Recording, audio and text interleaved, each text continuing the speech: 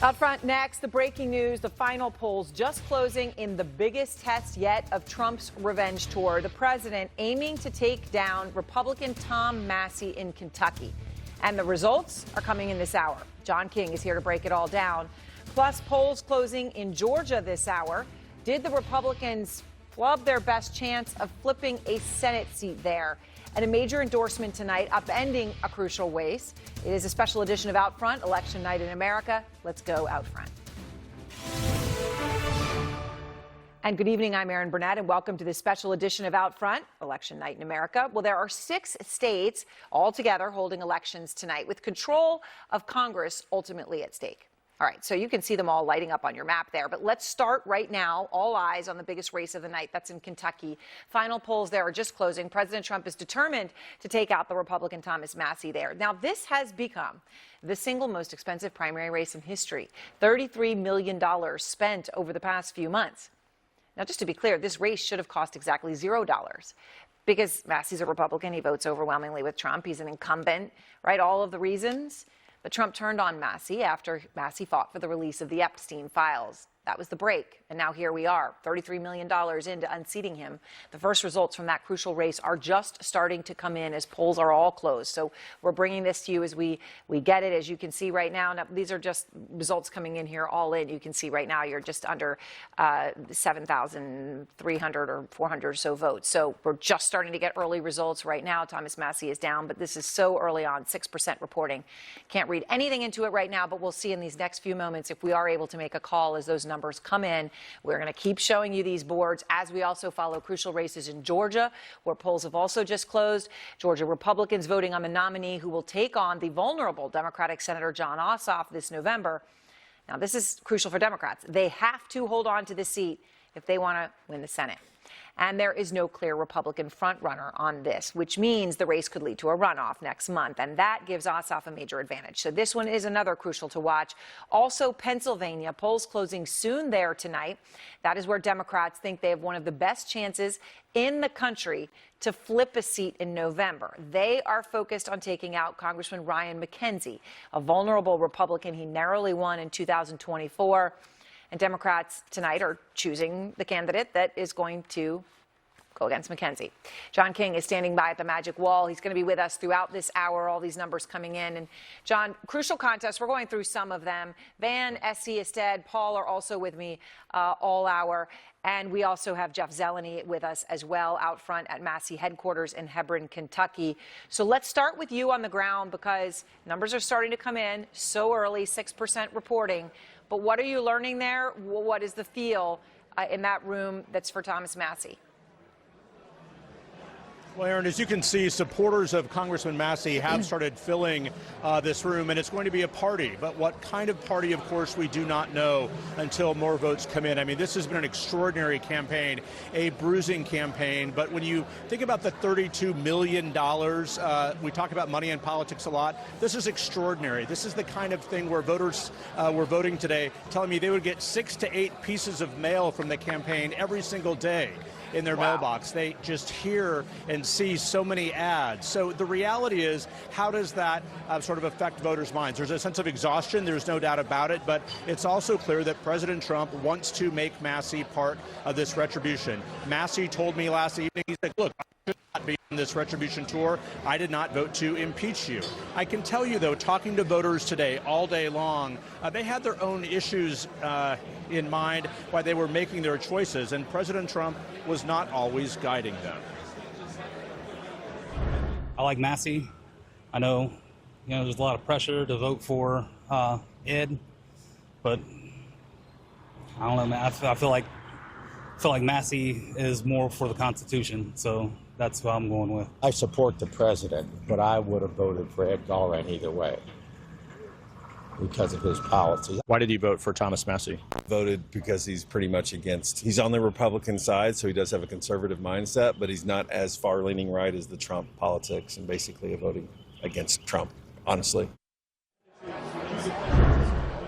And President Trump, of course, was fixated on this all day long at the White House, talking again about Thomas Massie. He said he is a Democrat. Well, of course, that is not true. He's a Republican. But I did run into several Democrats here who said they would be happy to vote for him if they could to send Trump a message, but they cannot. This is a closed Republican primary. Only Republican registered voters that had to be registered at the end of last year as Republicans could vote in this race. That is a very important thing to keep in mind here as we watch these votes come in. So basically, it is going to boil down, after all of these millions and millions of dollars, to the loyalty toward President Trump and people deciding if they still want to follow him or follow their own congressman who they've sent back to office 7 consecutive times.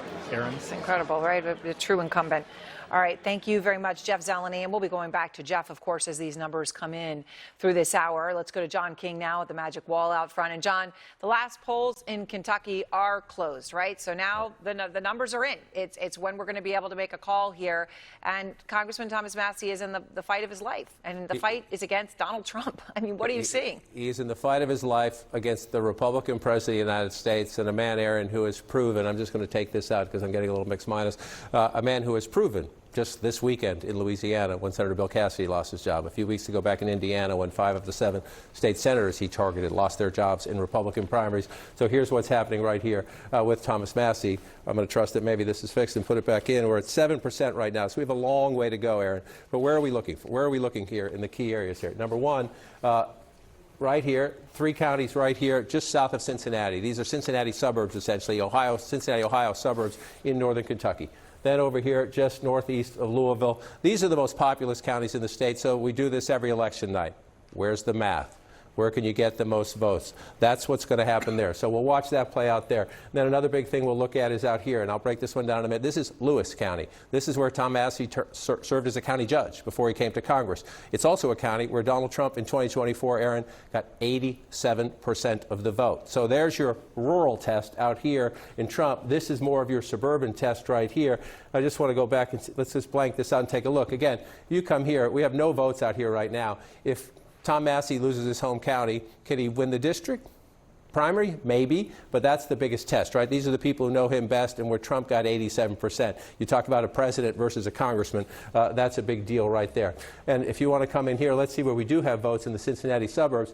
It's 23%. We have a ways to go. If I'm in the Massie campaign headquarters, though, this does trouble me because this is where you need to win. This is, number one, the most populated area. Number two, these are more affluent, especially up close, the close-in suburbs here, more rural down here. But if you're the close-in suburbs, they're more affluent, suburban Ohio, outside of Cincinnati. Yes, they vote for Donald Trump in a general election, but you know this as well as I do, Aaron. These are some of the voters who really don't like how Donald Trump does his business, who don't like Trump on some character issues. They might like his tax policies, they might like other policies, but they don't really like how he conducts himself. Those are the kind of voters Tom Massie needs, that voters who would say, you know what, we like that he stands up to Trump every now and then. We like that he's a little different. We like that he's not afraid to be an individual. First votes have just come in over here in Boone County, and again, 36%.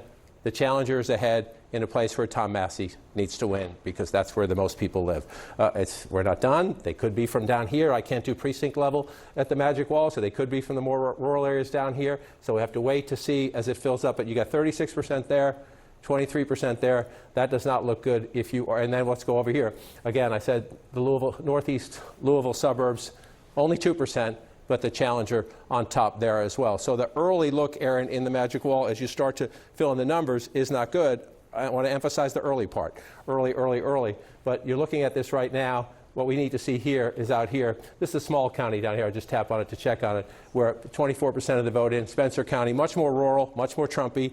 The question is pretty simple. Are MAGA voters following Trump?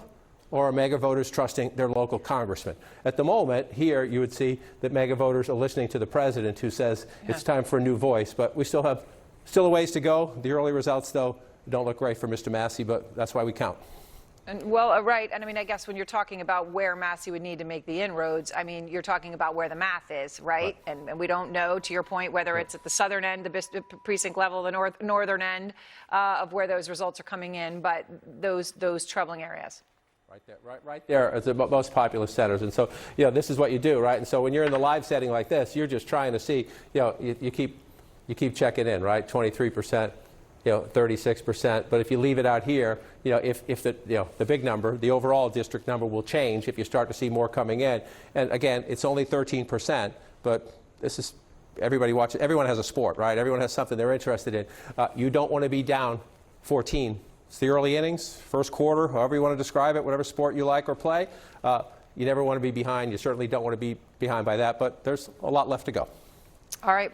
John King, thank you very much. So we're going to be going back to John King as we get more. Everyone's here with me. I see you look at those numbers, and it's early. It's early. So we just don't know your overall number, 6%, but there are certain areas where he needs to, even if in his home county, he does better than expected, right? Trump won that by 87%, right? You got to run it up in the population centers.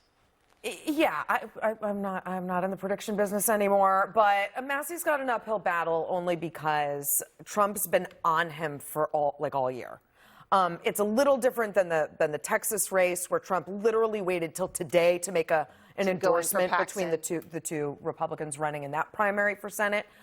Trump's been all over Tom Massie. Trump's been making Tom Massie a target. He's been making him a household name at a time when Tom Massie should be the incumbent. Trump is also forcing Republicans to spend a ton of money. But I heard one strategist say, well, Gallrein has Trump, Massie has incumbency. These are two competing forces. We'll have to see which wins out. Trump's been kind of on a roll when it comes to his throwing his weight around in these primaries. So I think Tom Massie's against the wall tonight, but we'll see. Look, this is the pettiest president in the history of presidency. Why are we even doing this? The reason we're doing this is because Donald Trump can't have a single person in his party disagree with him on anything. So you have somebody who is as red a Republican as can possibly be. He made one mistake. He says, I think the Epstein files should be taken seriously. And for that, that is the reason. Right, that's it. That's literally right. People talk about the big, beautiful bill in the Iran war, but Trump had turned on him long before that. Epstein, it was Epstein. And so this is literally, he is petty white. He is petty wop. He is the most petty president in the history of presidencies to take this guy out over something like this. $33 million. Yeah, he's also winning. I mean, he's on a roll. I think that's right. What Essie said is right. I mean, he won in Indiana. He punished Cassidy, and now he wants to make the best example possible of Massie, flex his strength, show he's got total control over the Republican Party. And I think it's also just a sad day for America, because as we look at these primaries, so many of them are closed. 3.5 or so million independents are completely blocked out of this process. They have no vote. So this whole game is stacked toward Trump because independents can't vote. People can't register late and vote. More people identify as independents than Republicans or Democrats, honestly, right? So it's amazing. But go ahead, Asad. I mean, I just think when a lot of people ask themselves, why hasn't Trump's declining poll numbers resulted in a loss of political power or a loss of hold on the Republican Party? It's because of nights like tonight. The closed primary system gives Donald Trump more power, and he, over the course of not just this term, but the term before, has successfully used that power to transform the Republican Party.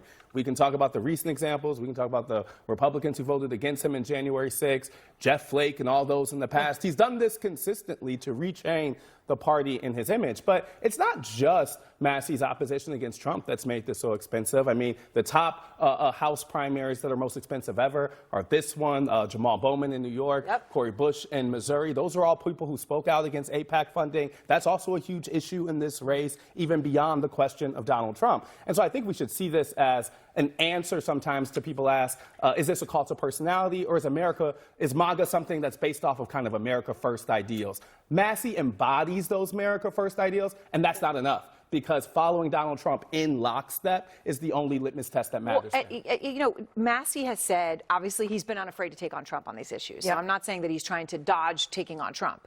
But you mentioned AIPAC, of course, American Israeli Super PAC, Israeli. And today, Massie said many people are smart enough to understand that this is Israel trying to buy an election. He said this on Fox News. Miriam Adelson has spent so much money on my election, they're going to have to scale down that ballroom that she was paying for. And she was born in Israel. Yeah. That's the rhetoric today from Massie. This is an experiment that people like Massie and Tucker Carlson and Megyn Kelly, they're trying this out. And I think they each have their reasons. I think they're looking over at the left and seeing some of the division in the country over the issue of Gaza. I think it's much more prominent and fracturing on the left than it is on the right, but they're looking at that. I think some people like Tucker Carlson is trying to find a Trump alternative lane because I think he's going to run for president. I think that's what that's all about. But they are trying out this new anti-Israel message that is definitely new for like movement conservatism, and it's definitely counter to what Trump is doing. I don't know that that will be as successful as it has been on the left for progressives. They found a real home and constituency for that anti-Israel message. They haven't found it yet on the right. That's what Tucker's project is, and I think Thomas Massie, Marjorie Taylor Greene, these sort of Trump apostates are looking to that particular place for an area that they could distinguish themselves. All right, so let's, as I said, there's so many races going here. I want to make a breaking news here. We do have a projection to make in Kentucky, and we can now project that Andy Barr will win the Republican primary for the Senate in Kentucky. Now, this one's important because Trump had endorsed Andy Barr. This is Mitch McConnell's seat that he's retiring from. And again, Van, this is the Trump-supported candidate. We'll see what happens in Texas tonight, right, with that very late jump in against Cornyn for Paxton by Trump. But this is another victory for Trump here. Yeah, and, but Barr was particularly adept at keeping the McConnell people with him. That was the thing that I thought was interesting, that he can actually, he's a very good politician, because, and some people wanted to make it be kind of McConnell, the establishment versus Trump. He split the baby and was able to pull it off. And so, yes, it's a big win for Trump, but also it's a win for Trump for somebody who also showed real respect, as much respect as you can, to McConnell in a state where McConnell's no longer popular. And we've got, obviously, lots of results here in just a few moments. We're going to be going through what we're seeing coming in with numbers coming in Georgia and Pennsylvania, which are crucial races as well, Paul. But, the upshot of this, okay, Trump was successful over the weekend in getting rid of Senator Bill Cassidy. Okay, so he got rid of him. But here's the thing, Cassidy doesn't go away yet, right? He's defeated, but he's still there. And we just found out that tonight he's changed his vote. And he voted with Democrats on the measure to force Trump to end the Iran war. So Trump's got a problem now. Yeah. And it is a problem that is a result of his own success. He's got a big problem. The war in Iran is almost overwhelmingly unpopular, and it's continuing to drop. And I think that's what other folks are seeing, whether it's Massie or it's Marjorie Taylor Greene. They're recognizing that America's sick of foreign intervention, and they're sick of foreign wars, they're sick of foreign spending, and that spans from Israel all the way to Iran. That is a populist message now. Israel's popularity has fallen right alongside the Iran war, and that's become a problem for Trump. He went all in on Massie to the point where he sent the Secretary of Defense in there, right? Pete Hegseth was campaigning against Massie. On the eve of the vote. And I just want to talk about how absolutely unacceptable, unprecedented, and overly political that is. That is a dangerous line to cross. Well, it shows how Trump is willing to go all in and blow apart every norm just to win and ensure loyalty, and that's what he's going to continue to do. But you're saying that as a veteran? Is that what you mean? I'm saying that as an American. I mean, you don't send your Secretary of Defense to campaign against your political enemies. Pete Hegseth should be fighting our foreign enemies. He should be worried about Iran, not Tom Massie. This is a weaponization of the entire Defense Department and the narrative nationally, which is absolutely out of bounds and very, very dangerous. Something on kind of the Cassidy switching his vote. I mean, I think that in some ways, we can explain the political incentives. We know that now frees him to kind of act on this kind of popular sentiment. But it's the exact type of thing that I think folks recognize that drives their sickness with politicians, right? Like, this is a electoral decision that was already, that I think for a lot of people just shows the fecklessness of a lot of these sort of leaders, that when Donald Trump can no longer hold it on to you, then you're kind of empowered to act on something. Then they're like there to act. So I'm saying in some ways, I mean, kudos for maybe Cassidy for reflecting what we know is a true sentiment among Republicans. But I think it's really a story about the cowardice of Congress largely, and how gerrymandering has structurally built in their ability to not lead. I think that's a really important point, and I think a lot of voters are going to see it that way. But also, just on the math, it is really fun to imagine a Cassidy or a Cornyn, who will also win or lose be around for the year, deciding to really kind of mess with Trump for the year on things like the ballroom funding, war funding, judicial and cabinet appointments. I mean, you're right about the sort of, the cravenness of it, but I hear you. I hear you. around I hear and you. find out when you go Politicians after being these crazy isn't incumbents. necessarily breaking news. But So there's another massive open space, too, which is underserved, which is the angry middle, right? The 45% of America that's unaffiliated and independent, millions that can't vote in these primaries are fed up with all. The question is, does Massie leave the party? Does someone like Don Bacon leave the party? Does someone on the left like Jaron Golden leave the party? Because there is a huge middle that is longing for people to run against both parties and the broken primary system, which accelerates, I think, 90% of congressional campaigns are over after the primary, 80% of Senate campaigns. So most of the state in Kentucky didn't even vote. And they have a new congressman potentially that they had no say in. That's broken. And tonight is really a glaring example of how broken our electoral system is. And we'll see here as these numbers come in Kentucky, of course, also Georgia, Texas. And next, our breaking news coverage of all of this continues here. I'm going to speak to the former Republican Lieutenant Governor Jeff Duncan of Georgia, because guess what? To your point, he's now running as a Democrat to be Georgia's next governor. So how's he feeling? We'll check the numbers on that race. Plus, Trump weighing in on the Texas Senate race, making that major endorsement. So is the upshot here helping Democrats? Because you know who's running there is James Tallarico. And we are getting more results out of Kentucky, where Thomas Massie is fighting, and he is fighting right now. These numbers are just coming in. Those early numbers. We'll see what happens here as we start to get some really big numbers coming in those suburbs in more full. We'll bring them to you next.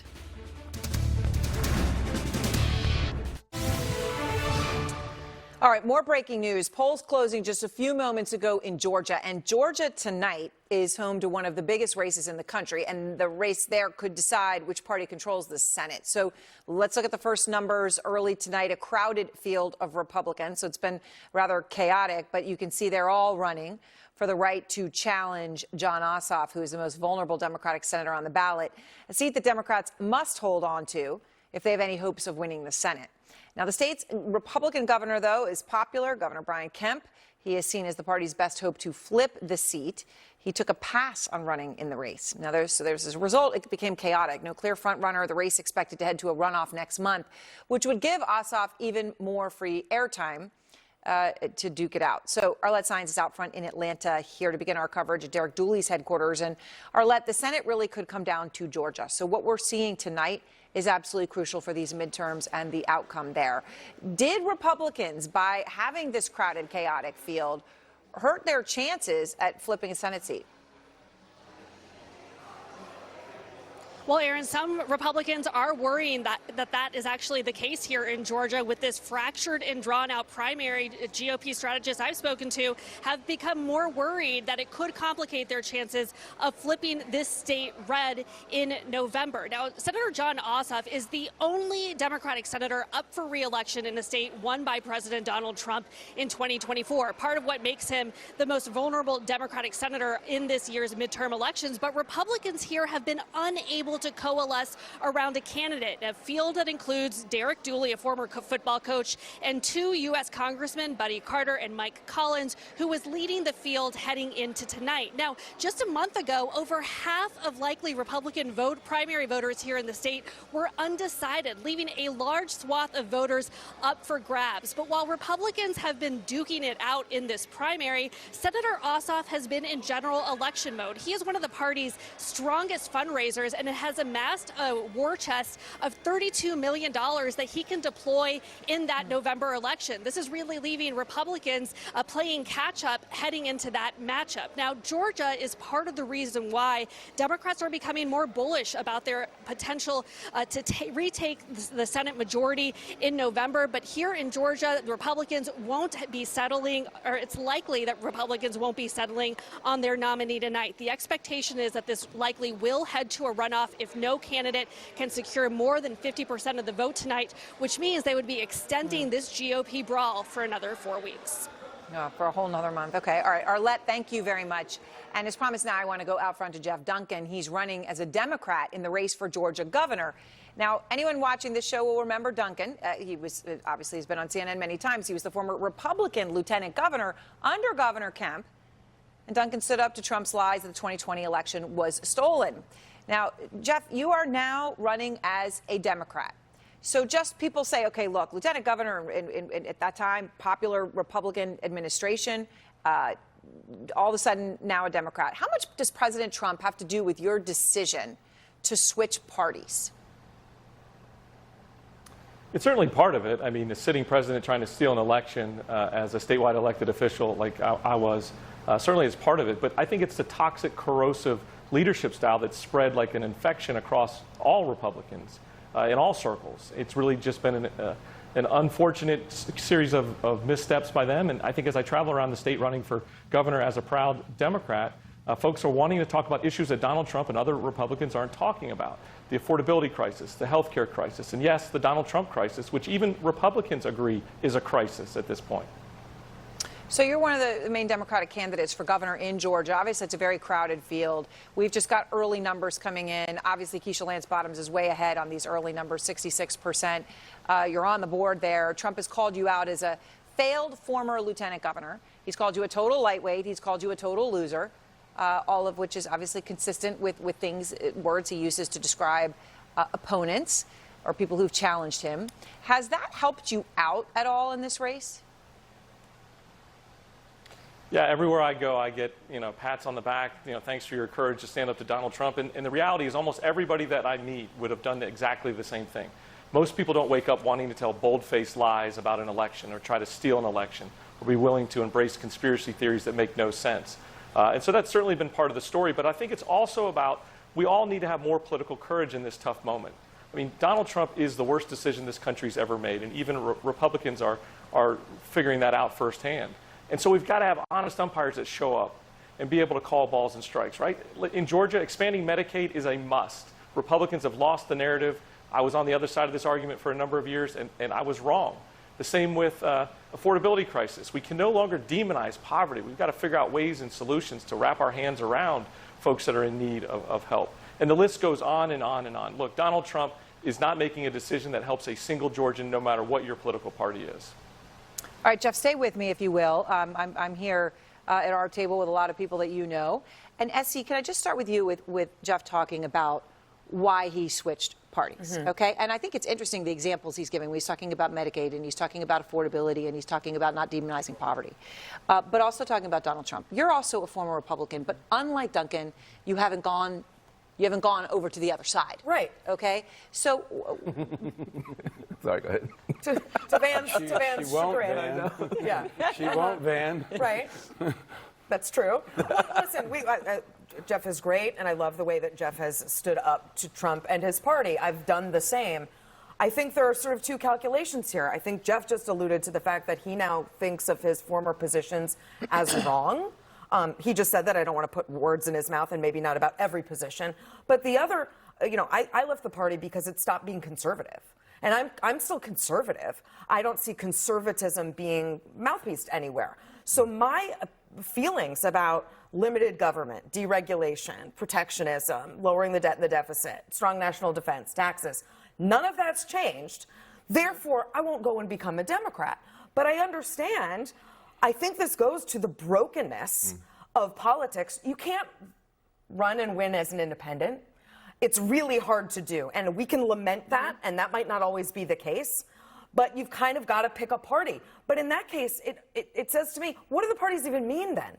What's the point of them? Unless they're just fundraising machines. Because if I can say, well, I'm not a Republican, I'll just jump over here, and I don't believe in any of the things that I've believed in anymore, what is the point of the parties? And I think a lot of voters actually feel that way. What's the point of them? What are they doing? And we've seen enough races, I think Mamdani's was one, where the parties were irrelevant. Democrats, the Democratic Party, didn't even endorse Mamdani when he was the nominee. Chuck Schumer never endorsed him. He won without the party. Right. You're seeing that happen in Maine. The parties picked Janet Mills. She didn't work out. I just think there's Trump. He's the party. And Democrats are kind of trying to figure out, well, what is our party? What's the point of our party? This is not an indictment on Jeff. I'm just saying, like, 30,000-foot view. This kind of stuff makes you feel like, what's the point of parties? How many people, though, when you think about, and I want to get Jeff back in here, but how many people, Van, when, Trump will cite, as he loves to cite again and again and again, the NBC crosstab in the poll that had him at 100% approval rating among MAGA Republicans, okay? And we're seeing that maybe in seating Cassidy, and you're seating, who knows what we'll see tonight, but you're seeing some of that. But then you do see a lot of people who are really angry in the middle, many of whom might have been moderate or Romney-like Republicans or Brian Kemp-like Republicans like Jeff Duncan in Georgia. Where are they going? Well, I mean, I think they're either becoming independent or joining our party. But I think, there's a few things that are happening here. You do have a challenge now in both parties. America's great because of free markets, rule of law, and if you're a hard worker, you're welcome here no matter what your color is. Well, look, you've got now some of the Democratic Party want to move away from free markets. You talk about Mamdani, they're moving towards socialism. You have some people in the Republican Party who are so nativist, they don't even want skilled immigrants. They're mad at Indians, tech workers coming over here. So you're starting to see people in both parties moving away from the things that used to be pretty strong. And so it does give people not that many places to go. You're an independent. The only thing less popular than Donald Trump is the Democratic Party. And the future is SE Cup. The future is the 45% of Americans who are unaffiliated and independent. 10,000 people are leaving the Democratic and Republican Party every single week. 60% of young people are unaffiliated. That's a stunning number. And because they're saying none of the above. Yeah. And the reality is that most people are leaving the Republican Party, but they're not joining the Democratic Party. And they're leaving the Democratic Party and not joining the Republican Party. And what happens when you do is you get 7% because they don't trust you. They're looking for people who are truly authentic, who have integrity, and who are independent. And they can win. We've seen it in local races. The mayor of Colorado Springs is an independent, Yemi Mobilati. The mayor of Chattanooga, Tennessee, Tim Kaine, is an independent. Angus King is in the Senate. He's an independent. There are 3 Senate candidates that can win in places Democrats can't. Which is interesting, because you would say, obviously, if you look at a state like Georgia, and Jeff, I would imagine, you don't have a choice, right? There's party apparatus, and if you want to win something, you've got to pick a lane. I mean, Jeff, do you think, when you look at 2 Democratic senators, and we know that the John Ossoff seat is obviously, Democrats have to retain it to control the Senate, possibly you could have a Democrat become governor. I mean, do you believe that Georgia, which was so red and then became purple, is actually more of a blue-purple now? I think the calculus I made was that the average Democratic Georgian was more moderate than the national Democratic platform. And I think going to SE's comments, I think we have to detach at the state level from the federal issues, right? We seem to run these campaigns based on all these federal issues. But the state level, expanding Medicaid is a state issue here in Georgia. There are literally hundreds of thousands of people that are trying to go to the hospital without health insurance, and it bankrupts themselves and their communities. There's public education systems that are being under attack. The list goes on and on. It's not changing every position. It's that I think a majority of Georgians want to have a more moderate-minded, honest umpire that's able to put the facts on the table. But to the point of running as an independent, when's the last time a governor in a southern state or any state really won as an independent? Congressional members, U.S. Senate members. The list goes on, even county commission seats. The reality is you got to pick a team, and my team is to hang my hat with the Democrats and to be a more moderate-minded individual. And I feel like that's been rewarded everywhere I've gone across the state. All right, well, thank you very much. Jeff, go ahead. I'll give you the final word here. I think it's important. I think the facts that we're laying out here are important. More and more people are independents. Less people identify with parties. There's a recognition both sides of a brokenness of two-party system. Yeah. But I think it's a mistake to see the folks who don't fit into that as ideological centrists, right? Like, not all of those people are Joe Manchin style in between both parties. A lot of those people believe in some populist ideals. There's like the Zohar Mamdani's, like a J.D. Vance, like people who exist kind of outside of traditional political structures. And so I sometimes think that we project a kind of DC version of third-way centrism on people who are independents. Yeah. And that's not really how they work. Yeah. A lot of times there are people who don't think the political system is working for them, and they're looking for political creativity overall from either party. Independent is an attitude, and people are rejecting all of the status quo on all sides right now, and especially young people. They want leaders, not people who say my calculus is. They want to hear people who stand up and lead and show integrity and will fight. All right, everyone stay with me. And next, more results are coming in from Kentucky here, starting to get more coming in. Our John came by at the Magic Wall, going to show us the latest. What does it mean for Trump's relentless battle against fellow Republican Thomas Massie? And Harry Enton on that major Trump endorsement last minute in the Texas Senate race today. So does that mean Democrats actually just got a big pickup in their chances of getting a Senate seat there?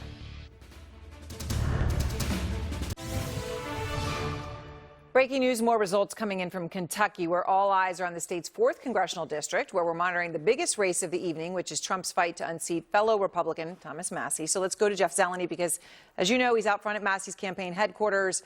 So, Jeff, obviously, we have real counting going on now. Possibility of a call here very soon. What is the mood there as these numbers are coming in? And Massie is right now trailing. Well, Aaron, I can tell you the music is upbeat. And even the mood among supporters here is upbeat, but the reality is that word has not yet reached them about what the results are looking like so far, particularly here in the suburban counties of northern Kentucky, just outside Cincinnati. I was talking to a county official from a neighboring county, suburban county as well, who told me that he was surprised by the strength of Ed Gallrein.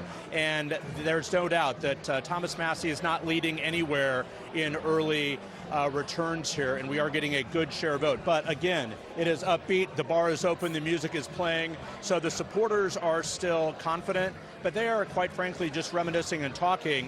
The campaign knows what a predicament it is in, and they were hoping for a stronger performance in these suburban communities among younger voters, among this libertarian strain that has really been so long and strong here in Kentucky. There's no doubt this $32 million campaign, an overwhelming campaign from President Trump and many of his allies is taking a toll on this congressman. Aaron? All right, Jeff Zeleny, thank you very much. We're going to be going back to you in just a moment. I want to go to John King, though, at the Magic Wall. So, John, we're just looking at those numbers on the board as they're coming in. Right. 49% of the vote now reporting, and Gallrein leads Massie 54-46. Yeah, and so you're at that point, Aaron, right? So you see 10%, you say, everybody, stay tuned. We got to go a long way. 20%, let's hang in a little bit. We're not done. We're at 49%, but it's how that 49% breaks out. Just you see the only 2 counties where the incumbent, Tom Massie, is leading are over here. I'm going to start there just because this is his home county, Lewis County. As I said earlier, before we didn't have any results here, Donald Trump got 87% of the vote in Thomas Massie's home county in 2024. We just got results in there, and he's getting 63% to 37%, and it's 85%. So the problem for Tom Massie is not a lot of people live here, number one, and he just got most of the math he's going to get at it down there, number 2. So you pull out to the bigger picture, and that's exactly what you have. You have now a little less than a 10-point race, 46, so it's an 8-point race if you round Congressman Massie up right there. But then it's just, you're looking at the Gallrein deeper red all over the place. And when we talked at the top of the hour, I said, here's where we need to look. The Cincinnati suburbs, the more populous areas of the district. And so you have Campbell County, we're up to 78%, and it's a 4-point race. Congressman Massie has closed it since the beginning here, but not enough, at least as of now. So you see, you move over here to Kenton County, I'm sorry. Kenton County is only 23% of the vote. And so if you're saying, is there enough math out there somewhere, again, you get into, possibility and probability. Mathematical possibility, there are a lot of votes out here in a big populous suburban county in the district. We're only at 23%.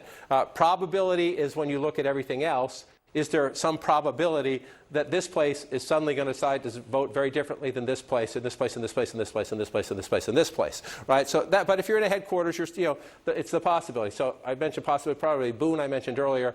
Again, you're up to 88%, and it's about 10 points here when you look at it. So in the places where most of the people live, here, and in the northeast Louisville suburbs down here, Massie has closed it from when the early results came in. This is only at 22%. Again, you're talking about possibility and probability. So 22% here in Oldham County, 52-48, a small number of votes still. So if as Jeff was saying, they're at the Massie headquarters, you're thinking it's not over, still out there, we're at 49%. Well, yes, but you see what's filling in on the map. So here and here.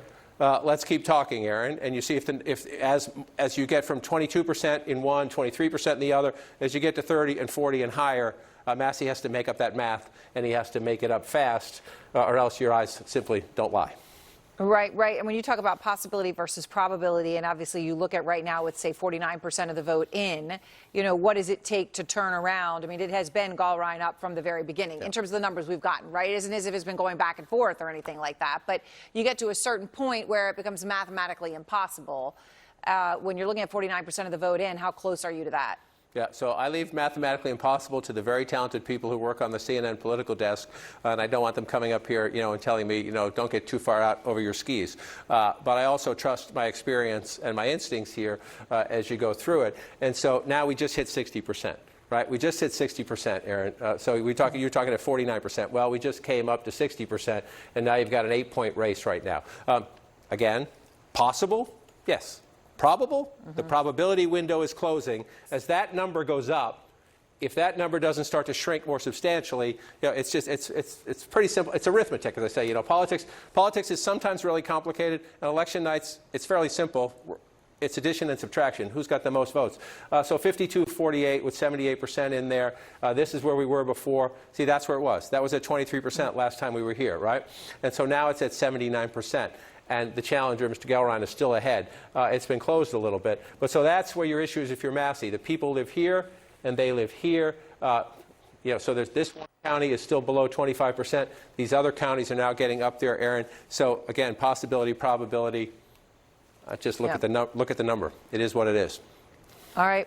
Thank you very much, John King. So let's just get that board up here, instead, as we look through it, because it went from 49% of the vote reporting up to now 60. If we'll get that board here when we get a chance to an 8-point margin. So it's shrunk a little bit. But as John said, the math at some point becomes insurmountable, and obviously we're not at that point. We're not calling it, but you now have 60% of the vote in. Yeah, it's difficult to see the path for Massie. I think that's what a lot of us thought coming into this race. But honestly, when John was talking, I was thinking about the asymmetry between the parties. Democrats are talking so much about how to be a big tent. And there's ways that being a big tent will help them in the general election races and midterms in terms of representing the increasing amount of people who feel independent and such. But Donald Trump's goal is not to win the most races for Republicans. Donald Trump's goal is to reshape the Republican Party in his image and to make that party come to where he is rather than kind of meeting them where they are. And he has been so successful at that over the last 7 to 8 years. Increasingly, we see Democrats taking some of those tactics too, right? Embracing things like primaries, thinking about what are the ideologies that we actually think we don't want to be a big tent about. But Republicans are further along on that process. And during that first term of Trump, he so activated his base to say that anyone who was outside of this small group of people is the enemy. They took away from that term that he was stymied, mostly by his own party. We're seeing the political impact of that play out over and over and now in the second term. I guess in a sense, is even if the base gets smaller, as long as he controls the base. Right. At 100%. I have a different take. I think that it's much bigger than tonight. And we just spent an hour talking about Thomas Massie, a guy that maybe many Americans don't even know his name. Even if he loses tonight, he's not going anywhere. And he represents a mass of people in this country who don't want war in Iran, who want the Epstein files, who don't like tariffs and don't like Trump. That sounds like a pretty viable presidential candidate, especially if you run within the party against Trump or if you decide to declare your independence after this race tonight. This can be much more than a concession speech. This can be the relaunching of something else that speaks to a lot of people in America if Massie seizes that opportunity. Look, for me, it's just a very unhealthy sign. The Republican Party used to be the party of rugged individualism. So you can be a rugged individualist. You can be a rugged individualist as long as you do exactly what Trump says and the way he wants it said. And so what does that even mean? So you literally can't have any diversity of thought. That's not a democratic ideal. So I think it's we can see where this thing is going. I think it's very unhealthy for the country. All right, well, we'll take a pause here. We're going to be coming back as more of these results coming in, getting more coming in from Kentucky. And Harry Anton is here to tell us something we don't know about Trump's power to oust those that he does not like.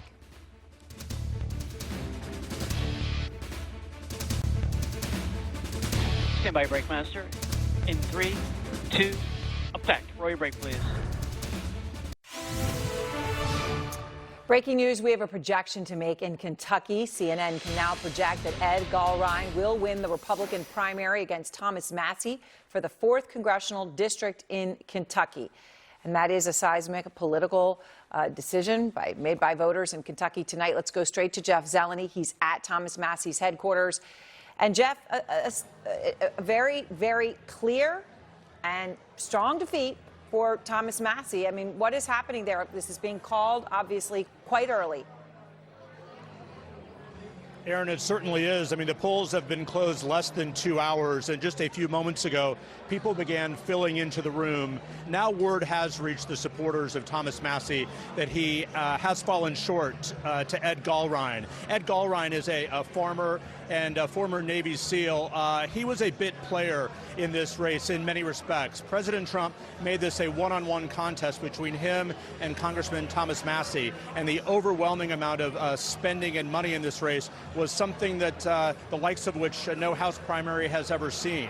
So there's no question that Thomas Massie, who rose through the Tea Party era, starting back in 2014, found himself in a very different Republican Party, a very different president and President Trump. And the question is, what comes next for Thomas Massie? I think his speech tonight, which I'm told he will be delivering at some point, will be very interesting for the clues it holds. And do not forget, he is still a member of Congress for 6 more months. But for now, at least, the outcome is not what these are looking for.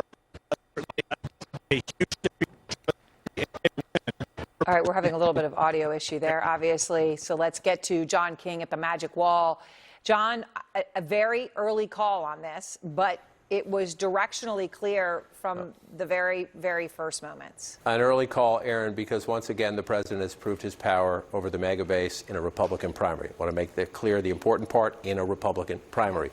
But we went through this earlier. I told you this would be the most important counties up here because of the population in the Cincinnati suburbs, right, just south in northern Kentucky here. 95% in, you see the gap. 95% in, you see the gap.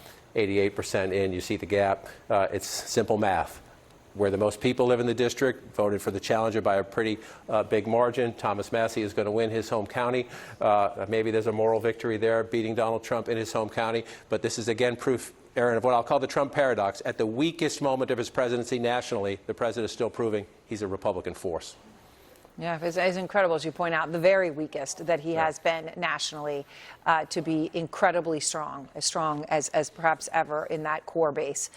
John King, thank you very much. Harry Anton is here with me now. And Harry, this call came a lot earlier than pretty much anybody had thought it might come. And it certainly came a lot earlier than it has in prior years when there have been primaries in Kentucky. You, however, were not surprised. I wasn't surprised. I wasn't surprised at all, because the bottom line is this. Donald Trump is the general of the Republican Party, and the Republican primary voters are his soldiers. And if you look at Thomas Massie, you can see it very clearly. You look in 2020, 2022, 2024, he was getting 75%, upwards of 81% of the primary vote in 2020. And today, he gets less than 50% of the vote. That's the story. That is incredible, because you look at it so consistent time after time after time, and then, wow, look at tonight. Donald Trump, thank you very much. And it's time now for AC 360.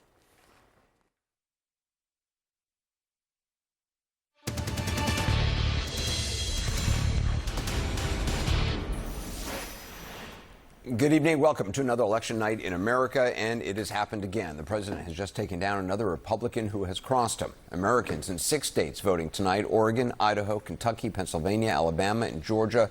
But all eyes are on Kentucky, where CNN has just projected that incumbent Republican Congressman Thomas Massie will lose to a Trump-backed primary challenger, retired Navy SEAL Ed Gallrein.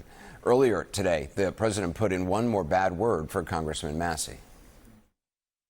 Thomas Massie's a terrible congressman. He's been a terrible congressman from day one. Dealing with him is just horrible. I don't think he's a Republican. I think he's actually a Democrat. Well, the president has gone so far as to threaten to back a challenger against another Republican Congresswoman, Lauren Boebert, for her support of Congressman Massie. And a look ahead to next week's primary runoff in Texas. The president today endorsed Texas Attorney General Ken Paxton, who's running against longtime Republican Senator John Cornyn. The president posted about Cornyn, saying he's a, quote, good man, and I worked well with him, but he was not supportive of me when times were tough. We're also focusing on Pennsylvania, where Democratic Governor Josh Shapiro has been campaigning, even though he's unopposed tonight. He is, however, also considered a potential 2028 contender, and we'll get into that later this evening. First, I want to go to CNN Chief National Correspondent John King at the Magic Wall. John? Anderson, you focused on this race here. It's the biggest race of the evening because it pits the President of the United States against a prominent Republican Congressman. and who the president simply has decided he doesn't want to tolerate anymore, and the president of the United States has won yet again. At one of the weakest moments, if not the weakest moment of his presidency nationally, the president's poll numbers are tanking. Democrats are very confident about November, but the president is proving here in Kentucky, 4th congressional district, yet again tonight, that he still has a pretty iron grip on the Republican Party primary electorate anyway.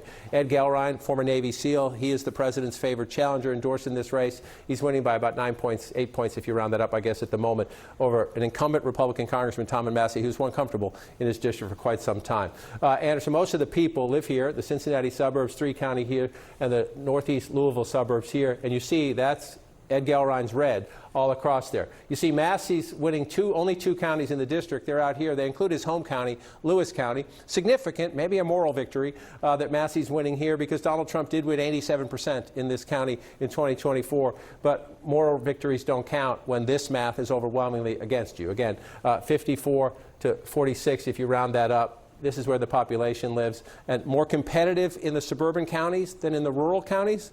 But Gelrein's still winning. So even here, this was Massie's only hope. Most of the people live up here, and it's 52-48 here. It's 53-47 there, and it's 55-45 there if you round it. And again, the only place where we were still waiting for a decent amount of votes still is Oldham County, which is just outside of Louisville to the northeast of Louisville. It's a suburban area, but even if Massey, it's just not enough, Anderson, in the math. So if you look at it, it's pretty convincing. Donald Trump has always run very strong in rural America. He's always run very strong in rural Kentucky. And in the rural parts of the district, with the exception of Massie's home base right here, the challenger is winning. And this is more interesting to me. In the more upscale suburban areas, it's closer, but even there, Republican voters are listening to the president and voting against their congressman. Again, put the pieces together. Massie tonight in Kentucky, Senator Cassidy over the weekend in Louisiana, those 5 Indiana state senators just a few weeks ago in Indiana, 5 out of 7. There's a recount in one of those races who wouldn't vote with the president on redistricting. The one footnote I will add to this, though, even as Donald Trump shows his grip, Anderson, on the Republican Party, they are spending tens of millions of dollars to defeat the president's critics.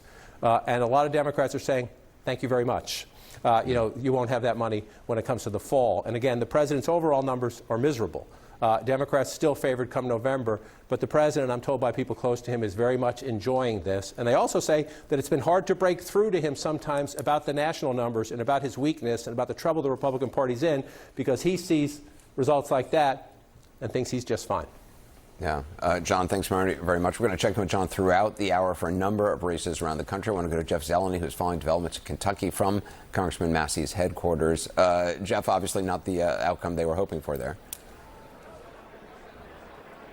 It certainly is not, Anderson, and it still feels and looks like a party atmosphere, but it is anything but a celebration. Wagon Wheel is playing for the 2nd or 3rd time here, and the anthem of this candidacy is going to be one of defeat by President Trump. I mean, the only county, as John was just saying, that the Congressman Massie is winning is Lewis County, and that is where we were with the Congressman last night at his final rally in Vanceburg, Kentucky, on the banks of the Ohio River.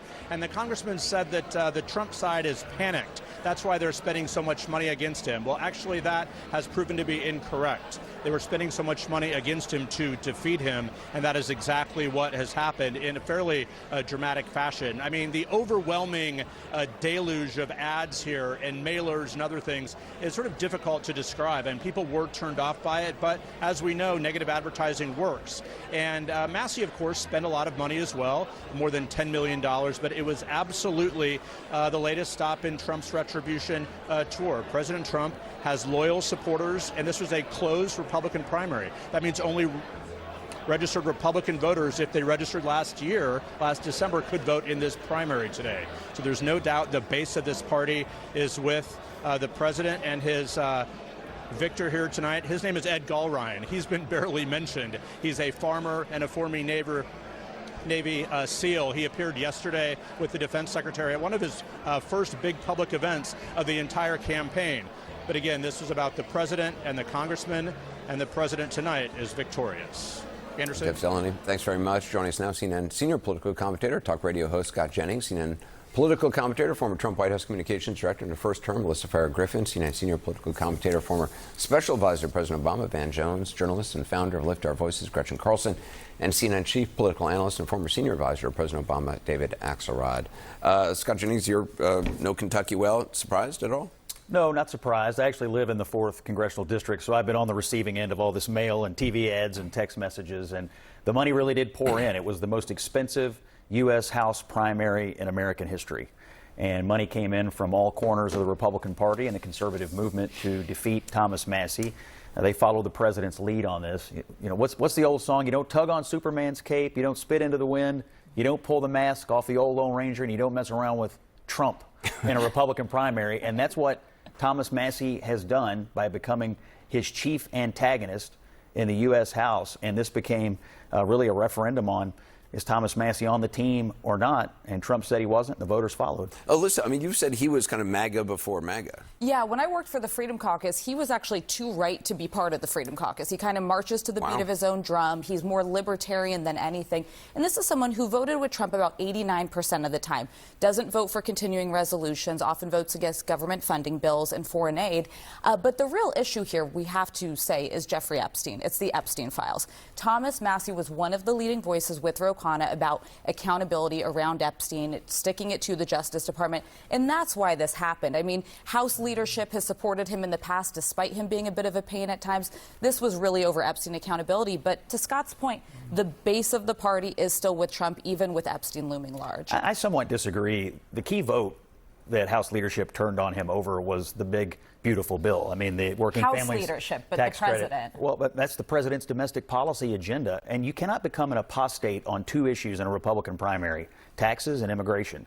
Massie voted against Trump's immigration security. He voted against Trump's tax cuts. So when you become a chief antagonist, when you're voting with the squad against Donald Trump's domestic policy agenda, it's not Epstein. But that's it's because he was against raising the national debt, which used to be a Republican talking point. So that's exactly why he says he voted against the big, beautiful bill. And Republicans seemingly don't talk about the national debt as much as they used to. So I think we need to be fair in what he said he was voting for. Exactly. But I mean, that is why he voted against the big, beautiful bill and against the Iran war. But as Alyssa said, 90% of the time he was voting with the president. That percentage is much lower now. I think this Congress, it's been more like 70. I mean, look, when you're voting with the Democrats that often, look, politics is a team sport. He's just not been on the president's team. How much of a chilling effect do you think this has, David?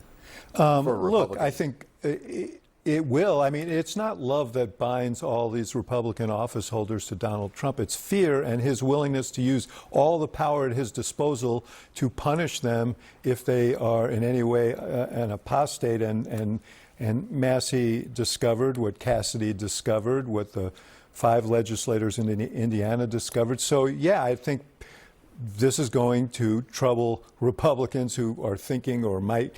Here's the problem for Republicans. They can't live in the Republican Party without Donald Trump, and they can't live outside of the Republican Party with Donald Trump because he's an epically unpopular president who is popular among his own tribe. And his own tribe is not big enough to win elections. He's got a 23 or something % approval rating among independents. He's got virtually no support among Democrats. And it's in some ways it reflects the way he's governed. Donald Trump has governed to be president of the Republican Party. To be president of MAGA. This country is bigger than that. So if you're in a swing district, if you're in a swing state, you're kind of in a bind here. No, I mean, I just think this is weird, and I think we should not act like it's not weird. President Obama had people in his party that didn't like him, voted against him. He didn't go and knock them all out and raise $30 million to beat them up. Sometimes people in your party don't agree with you. That should not be the end of someone's political career.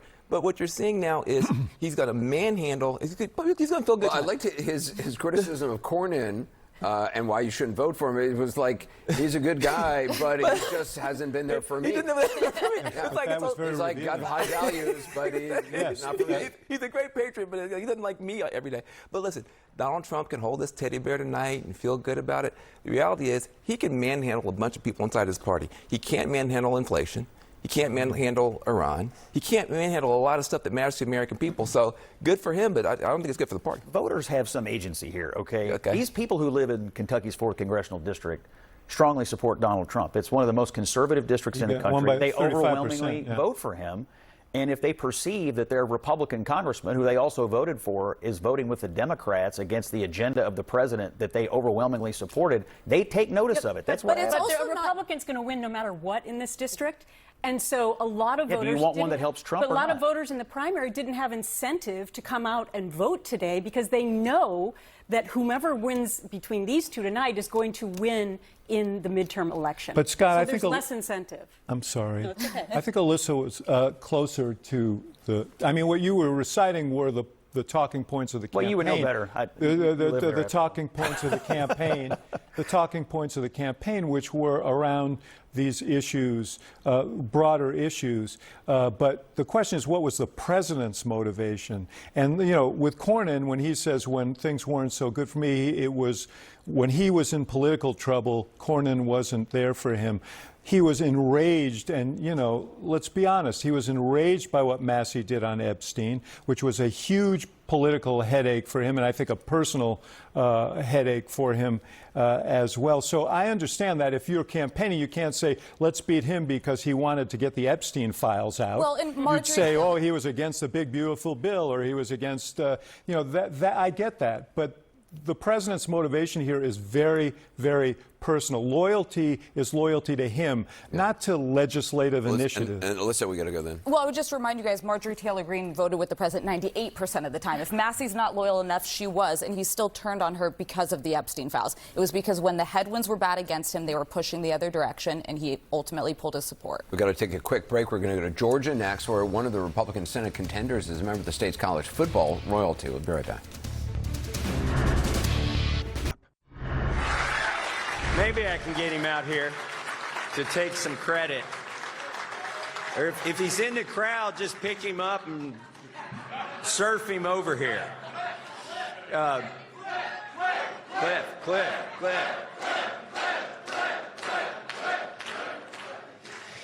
I see, by the way, I see one of my online influencer heroes, Bobby Sauce, over here.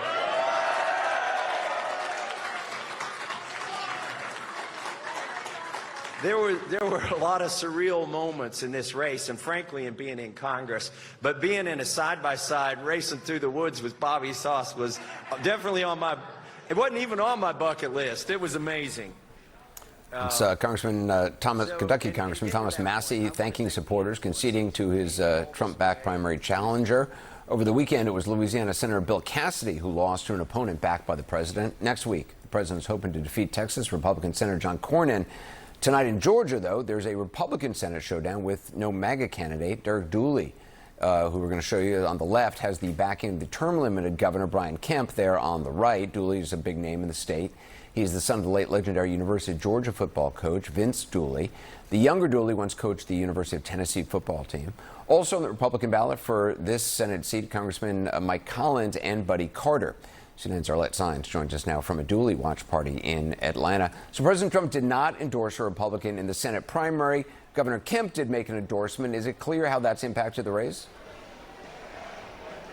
Well, Georgia Governor Brian Kemp has put a lot of his personal political capital on the line here in endorsing his friend and former football coach Derek Dooley, but it's unclear just yet if that will be enough to get him across the finish line. The expectation here among Republican strategists in Georgia is that this primary will likely head to a runoff. If no candidate is able to secure more than 50% of the vote, that would send this contest into another 4 weeks to a June 16th runoff. Heading into tonight, Congressman Mike Collins, who is a real MAGA staunch supporter of the president, was leading the field, which is leaving Derek Dooley and Congressman Buddy Carter battling for second place. But while Republicans have been duking it out here in the GOP primary, Senator Jon Ossoff has been in general election mode. He is the only Democratic senator who is up for re-election in a state President Donald Trump won in 2024, and he has been stockpiling his financial resources for resources for the November race. He has about a $32 million war chest, which is going to leave the eventual GOP candidate playing catch-up, trying to match up to him. But tonight, Governor Brian Kemp is hoping that he can get his endorsed candidate, Derek Dooley, across the finish line, as this is really serving as a major political test for Brian Kemp, the governor, and whether he can hold sway with Republican voters here in the state. And what about the race for governor in Georgia? Trump endorsed Lieutenant Governor Burt Jones. In the Republican primary, healthcare executive Rick Jackson has put a lot of his own money into the race.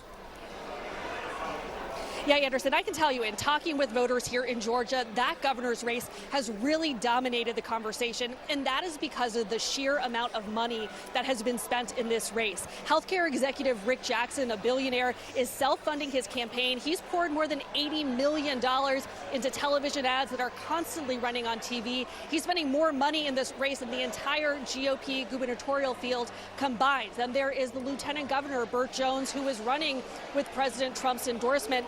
The expectation is that these two men will be facing off, heading into a runoff. That is what a lot of Republicans here in the state believe. But one thing that has been clear is that this governor's race has drawn a lot of attention because of the money that's been spent here. And Georgia voters will soon decide who they may be sending to a runoff. Yeah, and a lot more money to be spent. Arlette Saenz, thanks very much. I want to go back to CNN's John King at the Magic Wall. John, what are you looking at in Georgia? So, to the point Arlette was just making, so you're at 27% of the vote, so we still have a ways to go in terms of the math, but this has been fairly consistent, right? You got Mike Collins on top with about 41% if you round that up, but then you have here, we'll see if as we get from 27 to 30 to 40, if there's any way he can get to 50, but your eyes tell you and the probabilities tell you right now, as Arlette noted, this is likely going to a runoff. So the top two, no offense to Mike Collins, looks like he's going to stay on top here, Anderson. So we're going to watch closely here to see who that other candidate is, and then you get into, then you get into a runoff campaign, which Democrats like because I think Republicans have to go on longer spending money fighting each other, and we'll see how it goes. But this is a fascinating race in the sense that, number one, you're watching a primary play out today, but this is an absolutely critical Senate race. If you look at the Democratic candidate, Jon Ossoff, you always love this, to be on a primary night and be unopposed, because you want to show that picture of your kids. You got 100%, right? So that these nights don't happen in November. They only happen when you're uncontested in a primary. But this is a Senate seat. Ossoff won in 2020. Remember, Anderson, what a big surprise that was. Democrats picked up 2 Senate seats in Georgia in that cycle. History tells you if you're going to beat an incumbent senator, your best option, your best opportunity is the first time they run for re-election, and that's this year for Senator Ossoff. Plus, remember, Democrats are probably going to take the House back. They have a possibility of taking the Senate back if the president's numbers stay so bad. But you're looking at, can they pick up Texas? Can they pick up Maine? Can they pick up Ohio? Can they pick up North Carolina? Can they pick up Alaska? Can they get 4 of those 5? If you're the Republicans, you want to take this away to mess with that math, right? It's a steep hill for the Democrats anyway, but the Republicans want to make it steeper by getting a strong candidate to run against Senator Ossoff. So we're going to watch this play out tonight.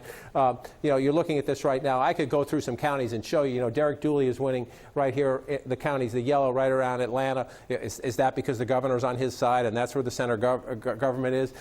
You could look this, but that part, the county part here in a primary doesn't matter as much as the simple raw math, which is can Mike Collins get to 50 plus 1, which at this moment looks unlikely. So that means the Republican campaign goes on, but of all the places around the country, this one is huge for the Republican Party because they understand what a tough environment this is for them. They understand that because of the Iran war, rising gas prices, the president's approval numbers, which are tanking. So the president will celebrate tonight, knocking off Congressman Massie, after knocking off Senator Cassidy, after knocking off the Indiana state legislators, defeating all of them in primaries. He will celebrate that. But the bigger picture is the president is at the weakest point of his presidency, of either term right now. So Republicans are hoping they can flip this seat to help them with math they know, in a midterm cycle they know, is really difficult. John, thanks very much. We'll talk to you again in a few minutes. I want to bring back the panel. Scott Jennings, Elizabeth Griffin, Dan Jones, Gretchen Carlson, David Axelrod. David, how much weight do you think Governor Kemp's endorsement actually has? Well, I think Kemp is a very popular figure in Georgia, and he has a good political organization there. The question is, primary in general, I think that you'd rather be Kemp's candidate in a general election than Trump's candidate this year. But can you overcome what we've seen in these other primaries if Trump were to lean in into that race? does his endorsement carry the day? He hasn't endorsed yet in the Senate race. I mean, the amount of money that Warnock has $30 million, and that's obviously Ossoff. That's obviously just going to grow. Yeah, look, I mean, and he's very, very impressive, and I think for the general, black voters are coming out. There was a major rally this weekend in Alabama. I think people feel that the Voting Rights Act being flushed down the toilet is a personal affront. It's lit a fire, and so if in Georgia, we can save all our money. We love seeing these Republicans spending money, making fun of each other, and being mean to each other because it gives us a chance to build up. And so, and by the way, we've got a decent candidate for governor in all likelihood as well. I think it's crucial, though, who is going to end up being the Republican candidate, because if it's going to be Dooley, who may not be as MAGA-ish, then you might see people really shifting more to the middle in the midterm election, because the primaries are done. They don't need to appease Trump as much anymore, and you're still going to be fighting the Iran war, ostensibly, inflation, gas prices, grocery prices. And that's what it's really going to come down to at the end. The second really important point is that independent voters are nowhere to be seen today. Right. And independent voters decide every major election. And so which way will they go in a now purple state of Georgia? One subtext to this is that Kemp is someone who is talked about as a potential candidate for president in 28. And so he's going to be measured a little bit by what he produces Well, here. and keep in mind, too, that if not for 2020 and the aftermath of Donald Trump losing the election, refusing to concede the election, we would have likely had 2 Republican senators in Georgia. The fact that we have Ossoff and Warnock was a result of that. And in that, you've actually had this Democratic superstar, I would say, in Ossoff, who's much more hard to contend with now than he potentially was 6 years ago. I think, to Gretchen's point, having somebody who's going to play better in a general election is what you need here. This is not going to be an election where you want the most MAGA candidate going up against a heavyweight like Ossoff. Yeah, these are fascinating races in Georgia. This governor's race down there, Burt Jones and Rick Jackson, they're very close. Trump is for Burt Jones, who's a lieutenant governor, but Rick Jackson comes in at the last minute and spends tens of millions of dollars of his own money. He ran a very innovative advertising. Was Jones one of the fake electors? He's the sitting lieutenant governor right now. Okay. He's making us Jones look bad. but I think he's slightly ahead right now. But he's got Trump's endorsement. Jackson made a strong push. They'll end up going to a runoff there. But Republicans think Keisha Lance Bottoms actually is going to be a little weak statewide in Georgia. So I think Republicans in Georgia feel pretty good about the governor's race. The Senate race, look, anytime you're facing down an incumbent with $30 million after a very divisive primary, it's a difficult thing. Look, but what I think Keisha Lance Bottoms, who's likely to get the nomination, will do, she will run up black turnout, and that will help Ossoff. So even if you have a stronger a chance to stop her, and her race is going to bring folks out. But you're going to see a major rise in the black vote in Georgia. People are pretty happy with Kemp, as was noted by David. And so if you like the direction of your state under his basic sort of style of governance, I mean, that's what the Republicans are going to argue, is the state capital has been pretty well run under Brian Kemp. Why would we change parties at this point? But a lot of people, of course, are only motivated these days by national politics. They feel one way about the national parties, and so they go and they vote that way down the ticket. You look at Georgia, possibility of a split ticket. Iowa is another state where you've got a governor and a Senate. Ohio is another state, governor and Senate. And so it'll be interesting to see if we see any split tickets between state capitals and federal offices. You were right about Burt Jones, by the way. He was one of the fake electors. And one other thing making Jones look bad. Ossoff also is a guy who's getting ballyhooed as a potential 28 candidate if he comes through this well. So he really is kind Jones of might be eligible for some of this now nearly $1.8 billion that the president set aside. Is that a segue? Well, yes. Exactly. We're gonna also look in depth at what's going on in Texas with the race there. That's fascinating. But we want to break away from the primary politics for a moment. When we come back, new revelation about the already stunning agreement between the president and his IRS, which could send hundreds of millions of dollars to January 6th insurrectionists. There's more now. The deal includes potentially huge tax relief for the president and family members. We're keeping them honest. Keeping them honest tonight, it seems the president of the United States has made a deal to block the IRS from pursuing any pending tax claims against him, his family, or his businesses. Now, the language of it, as you'll see, is remarkably sweeping. The terms are laid out on a newly released page of the larger agreement we reported on yesterday. to pay alleged victims of what the Justice Department calls, quote, weaponization and lawfare. Today, Michael Caputo, a longtime Trump advisor and former administration official, made the first known claim on the $1.776 billion fund, all taxpayer dollars. In a letter to Acting Attorney General Todd Blanche, he said that he and his family suffered from his being targeted in the FBI's Crossfire Hurricane probe into Russian election interference. He's asking for $2.7 million. Blanche, as you know, is the president's former criminal defense attorney. According to reports, he's very interested in becoming a full-time attorney general. He'll be picking the 5-member panel to decide who gets this money, and those members will decide how much or how little to disclose about the recipients and dollar amounts. They'll also file quarterly reports to the attorney general on who has applied and who's been granted money, but those reports, according to the terms of the settlement, will be, quote, confidential. What the agreement does not specify is whether those recipients could include violent felons. Today on Capitol Hill, the acting attorney general would not rule it out. Will individuals who assaulted Capitol Hill police officers be eligible for this fund? Well, as it makes plain, anybody is just let me know if they're eligible for the fund. As was made plain yesterday, anybody in this country is eligible to apply if they believe they're a victim of weaponization. Mr. Attorney General, let me ask you this. Are there going to be rules that say that if you've assaulted a Capitol Hill police officer or committed a violent crime, you will not be eligible? Why not make that a rule? I expect that, because I'm not one of the commissioners setting up the rules, I expect that there will be rules. You're appointing 4 of the 5 members, aren't you, Mr. Attorney General? Pardon me? You're appointing 4 of the 5 members. I am appointing all 5 members. You can certainly set up the rules. Maryland Democratic Senator Chris Van Hollen, who is doing the questioning there, joins us shortly. As you saw, though, the acting attorney general would not rule out payoffs to felons who attack law officers. About 140 that day were beaten and tased, pepper sprayed, some crushed, others trampled. Some of their attackers, who've all since received presidential pardons or sentence commutations, have gone on, in some cases, to commit other serious crimes. Still today, as you saw, Todd Blanche would not commit to keeping them from collecting taxpayer dollars, nor would Vice President Vance. We're not trying to give money to anybody who attacked a police officer. We're trying to give money, not give money, we're trying to compensate people where the book was thrown at them, they were mistreated by the legal system. We do have people who were accused of attacking law enforcement officers. That doesn't mean that we're going to completely ignore some of the claims that they're going to make. So it looks like attacking a law officer who's defending the Capitol will not rule out getting paid millions in taxpayer dollars, at least not according to the current vice president, whose first-term predecessor, Vice President Mike Pence, the mob wanted to hang that day. Not according to the man, Todd Blanche, who once led the president's defense against federal election interference charges connected to that day. But as we said, that was not all. Today, the other shoe dropped, this agreement barring any pending federal tax claims against the president, his family, and their businesses.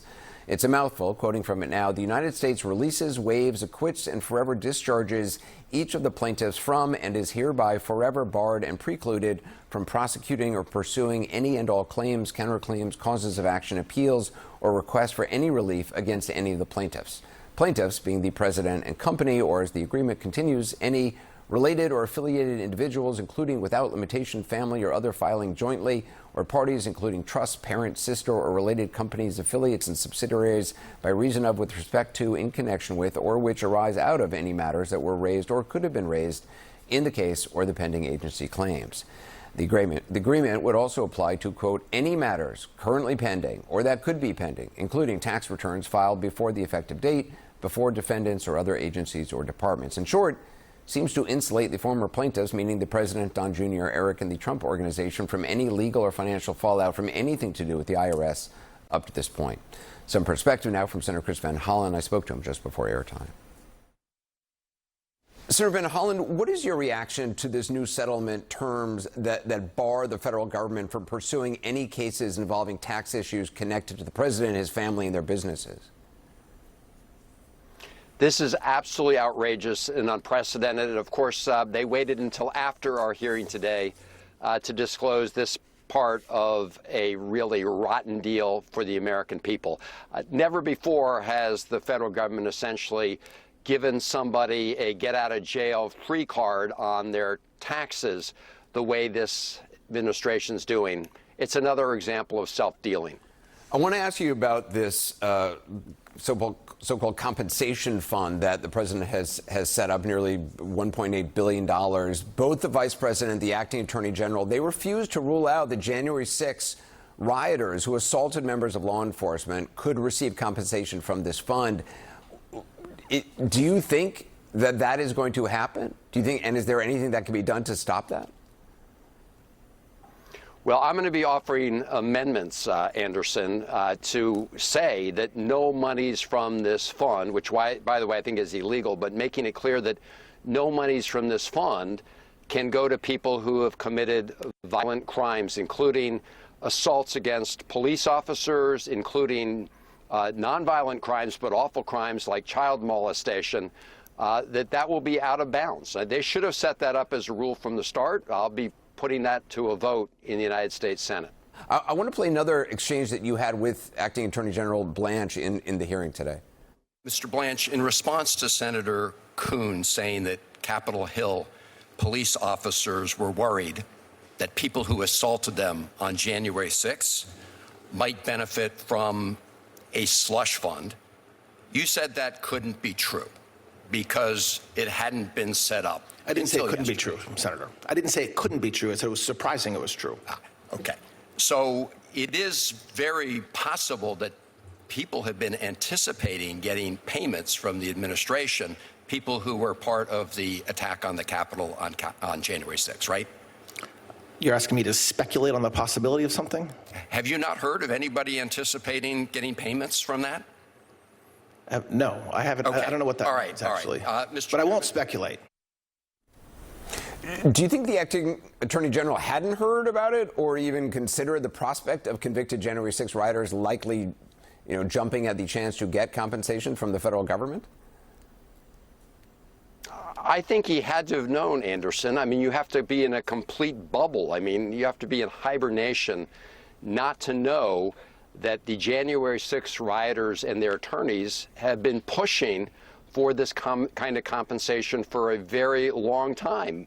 The other question is, will the public whose money is being given to these people or will be given to these people even know who it's getting awarded to? Senator Coons had an exchange with Blanche in today's hearing that I want to play. Will you commit to making these reports fully public so Americans know who's getting taxpayer dollars out of the settlement fund? This says they'll be confidential. This is Section 4, Part E of the settlement agreement. The reason why I want to be careful in my answer is because there's obviously laws that exist around privacy that may prevent some of the information that the commission takes in from being fully public. Beyond that, there will be full transparency, and I commit to you that, beyond the applicable laws that exist around privacy and privileges and whatnot. But as far as being transparent and having those quarterly reports released, yes. You're talking about quarterly reports. Do you know anything about those quarterly reports? Would that just be sums of money that were distributed? Would it be names of actual people who got it? Is that answer good enough for you? No, and that was just a lot of lawyer words to say that they're not going to commit to making information public about who is receiving these funds. And Anderson, we shouldn't be surprised because the purpose of this fund is to reward people who committed violence on January 6th, to include people who beat up Capitol Hill police officers.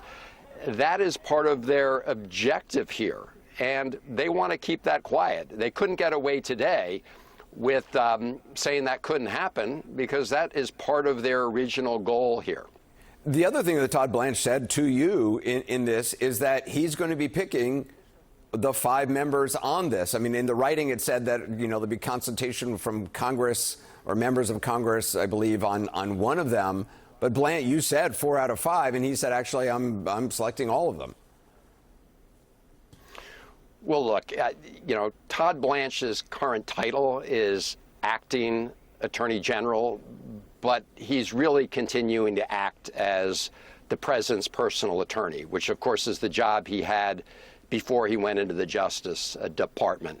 And he is the president's personal attorney, will pick 4 of the 5 members. The others will be selected by the Republican majority right now in the House and Senate. In other words, Todd Blanchard, the president, will pick that person too. And these are the people that are going to make decisions about payouts from this slush fund. So the reality is that this is completely under the president's control. As I pointed out to Todd Blanchard today, when you walk into the Justice Department, you will face these huge banners with Donald Trump's face staring out at you.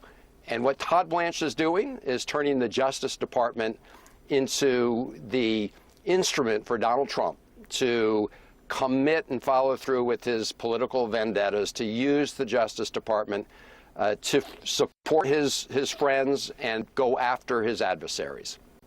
Senator Van Hollen, I really appreciate your time. Thank you. Good to be with you. Just ahead, back to tonight's key primary races, another defeat for a Republican Trump critic. We'll be right back. Returning to our CNN primary coverage, CNN can report that another Trump critic has lost tonight. Georgia gubernatorial candidate and Secretary of State Brad Raffensperger. You'll remember he was a prominent debunker of the president's 2020 election claims. CNN's Arlette Saenz is in Atlanta. I want to go back to her. Arlette? Well, Anderson, the governor's race here in the Republican side in Georgia is expected to head to a runoff between Rick Jackson and Burt Jones, the state's lieutenant governor, extending this contest for another 4 weeks. Now, Rick Jackson is a healthcare executive, a billionaire who has poured $80 million into this race, flooding the state with TV ads throughout this contest. But then you also have Lieutenant Governor Burt Jones, who was a fake elector back in 2020 and was running with President Trump's endorsement. Now, one person to fall in this governor's race is the Secretary of State, Brad Raffensperger. He is one of those people who had stood up to President Donald Trump when he had urged him to try to find more votes here in the state when he was running against, or after former President Joe Biden had won the election against him in 2020. So we have seen one of President Donald Trump's biggest foes fall in this race, while one of his biggest and controversial supporters, the Lieutenant Governor, Burt Jones, has advanced and will face off against Jackson. Now GOP voters will face another 4 weeks of campaigning from these candidates, potentially even more money spent. Jackson is a billionaire who has self-funded this campaign and really flooded the zone throughout Georgia as he's waged this race. Arlette Saenz, thanks very much. I want to check in back with John King at the Magic Wall. John? Anderson, it's interesting when you look at this race, as Arlette just noted, we're going to a runoff. In Georgia, you have to get 50% plus one to win the primary. Others are going to go to the runoff. So, number one, you mentioned the big national implications of this. Brad Raffensperger, the Secretary of State, remember that phone call Trump called him saying, I need you to find 11,000 plus votes for me. He joins a very long list of one-time rising stars in the Republican Party who are going to lose an election or be out of office, at least temporarily, because their relationship with Donald Trump turned toxic. It's a very long list over the last decade. Now we head into a runoff in a very important governor's race between the Lieutenant Governor Burt Jones and Dr. Jackson here. You see the numbers here. Interesting when you look at the map, right? When you look at the map, you see the purple. The purplish, that is Burt Jones, the Lieutenant Governor, who had the Trump endorsement. He's getting a lot of support. These counties in his favor are the rural counties where Donald Trump runs strongest, right, all the time. So the Trump endorsement helped there. Arlette mentioned the money. That's what the White House will say. It was all the money that Jackson spent. It was not the Trump endorsement. But this is going to be studied by Republicans. We were talking earlier that Trump went after Thomas Massie, the Republican congressman in Kentucky, and he beat him. They had to spend a lot of money there, too, to beat him. Here, Jackson pretty much self-funds his campaign, and he's pretty competitive with the lieutenant governor who had the Trump endorsement. So Republicans are going to have to look at this. And you see where Jackson is winning. Right now, I'm just going to pull up Fulton County, Atlanta. We don't have any results here yet. It's a Democratic county overwhelmingly, but it's also a very populated county. So if you're trying to win where the people are, right, Raffensperger actually winning in DeKalb County, even though he's running third in this race, and he will be out. Jackson winning here in Gwinnett County. The most votes are in that circle around Atlanta, right? Atlanta and the suburbs right here. And as you can see, it is Jackson running stronger than Burt Jones. Jones running better in the in the rural areas mostly. we have another 4 weeks. They'll have the runoff. Then we go on into it. But one of the subplots here is, the questioning Trump's power, right? As I said earlier, nationally, he is at the lowest point of his presidencies, whether first term or second term. But within the Republican Party, he's trying to show he's still a force.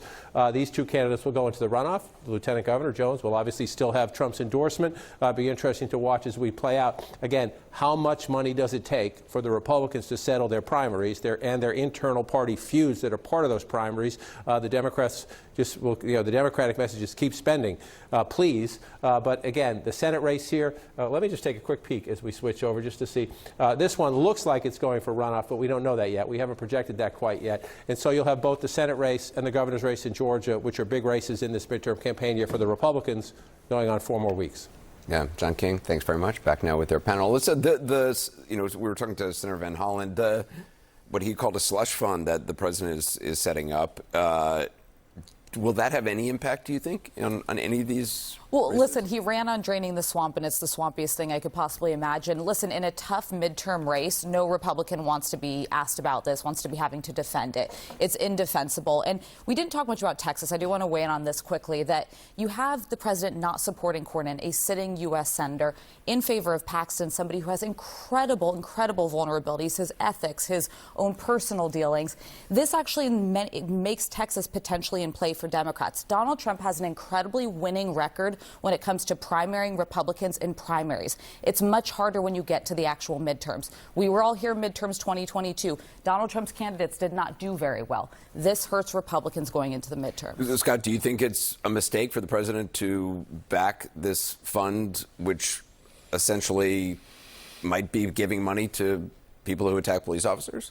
Well, I don't think you should give money to people who attack police officers. I think those people ought to have to give money to the police officers' families, if you want my honest opinion. Now, if people got swept up, who didn't go into a building, who didn't attack police officers, who got unfairly targeted or overcharged compared to other comparable things, and they have a valid claim, I think everybody ought to be able to petition their government if they've been unfairly targeted. But if you violently attack police officers, I don't believe you deserve any of our money.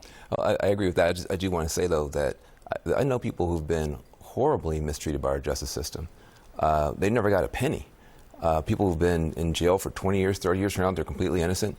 To pick out this tiny group of people and give them $1 billion, I just think is an insult to the people who've been trying to make our criminal justice system better. It's inconceivable that this is the most worthy group of people who've been mistreated by our criminal justice system. I think we need to look deeper into this whole slush fund, though, because the release of the information today about the Trump family's tax reports and being not liable for anything there. Keep in mind that this lawsuit against the IRS, which is how this started, many legal scholars said it was illegal on its face to begin with. Then you were going to have a judge rule on it potentially this week, and suddenly instead we have this settlement announcement.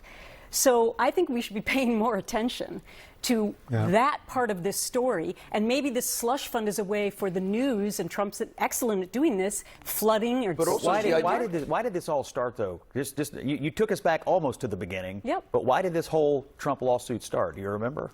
Because his tax returns were illegally leaked. He was victimized by somebody in the federal government. That is true, and that's why this whole thing started. Right, some guy leaked it. To the tune of $1 billion. Right, and so they're suing the taxpayers for $10 billion. I mean, look. Like some guy, people leak not stuff. Not some guy, it's somebody annoying. who works for the government. It's not fair what happened to Trump in that case. And I think other people's tax returns got leaked as well. This is arguably an overcorrection. I think we could all agree. That's my point. I mean, haven't there been generations of people who have been discriminated against by the federal government, who have been denied jobs, who have been thrown out of jobs, who have been, I mean, to your point, incarcerated, and have not received, I mean, I thought Republicans were against reparations, and this sounds like reparations for people who attack police officers. Yes, exactly. I kind of agree with you. I think the whole thing is kind of a subterfuge because Trump wanted to get the IRS off his back. Is what. And by the way, the this person who was leaked about. is in jail for 5 years. I don't know if he's. Yeah, which is probably the appropriate way to handle something like that, not saddling the taxpayer with billions of dollars. But the idea that you're going to have a fund, that it's going to be distributed without public knowledge by a group of people that are appointed by the Attorney General. Who is the former president's attorney. Who's the former president's criminal defense lawyer.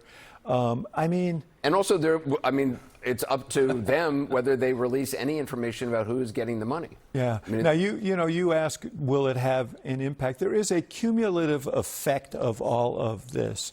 There is a stench of all of this. This comes a day after we learned the president made 3,400 stock trades in the first quarter of the year. We've had report after report after report of his businesses doing business with foreign leaders who he's now negotiating with on other issues and so on. The aggregation of it is a big old swampy mess, as you say. And if people begin to say, what about his family's doing real well, what about mine? I think that becomes a problem for him. But I don't think when we go out and poll people as we're approaching the midterms or the presidential election, and you ask how important is the slush fund to you, it's not going to be anywhere on the list because it's going to be the economy and gas prices and the police officer thing and I think Scott was right to say he didn't support it. Van Hollen raised I don't know how many Republican senators want to cast a vote in favor of giving money to police officers, people who assaulted police. Get them on the record. I want to thank everybody. Our primary night coverage continues. The Source with Caitlin Collins starts now. I'll see you tomorrow night.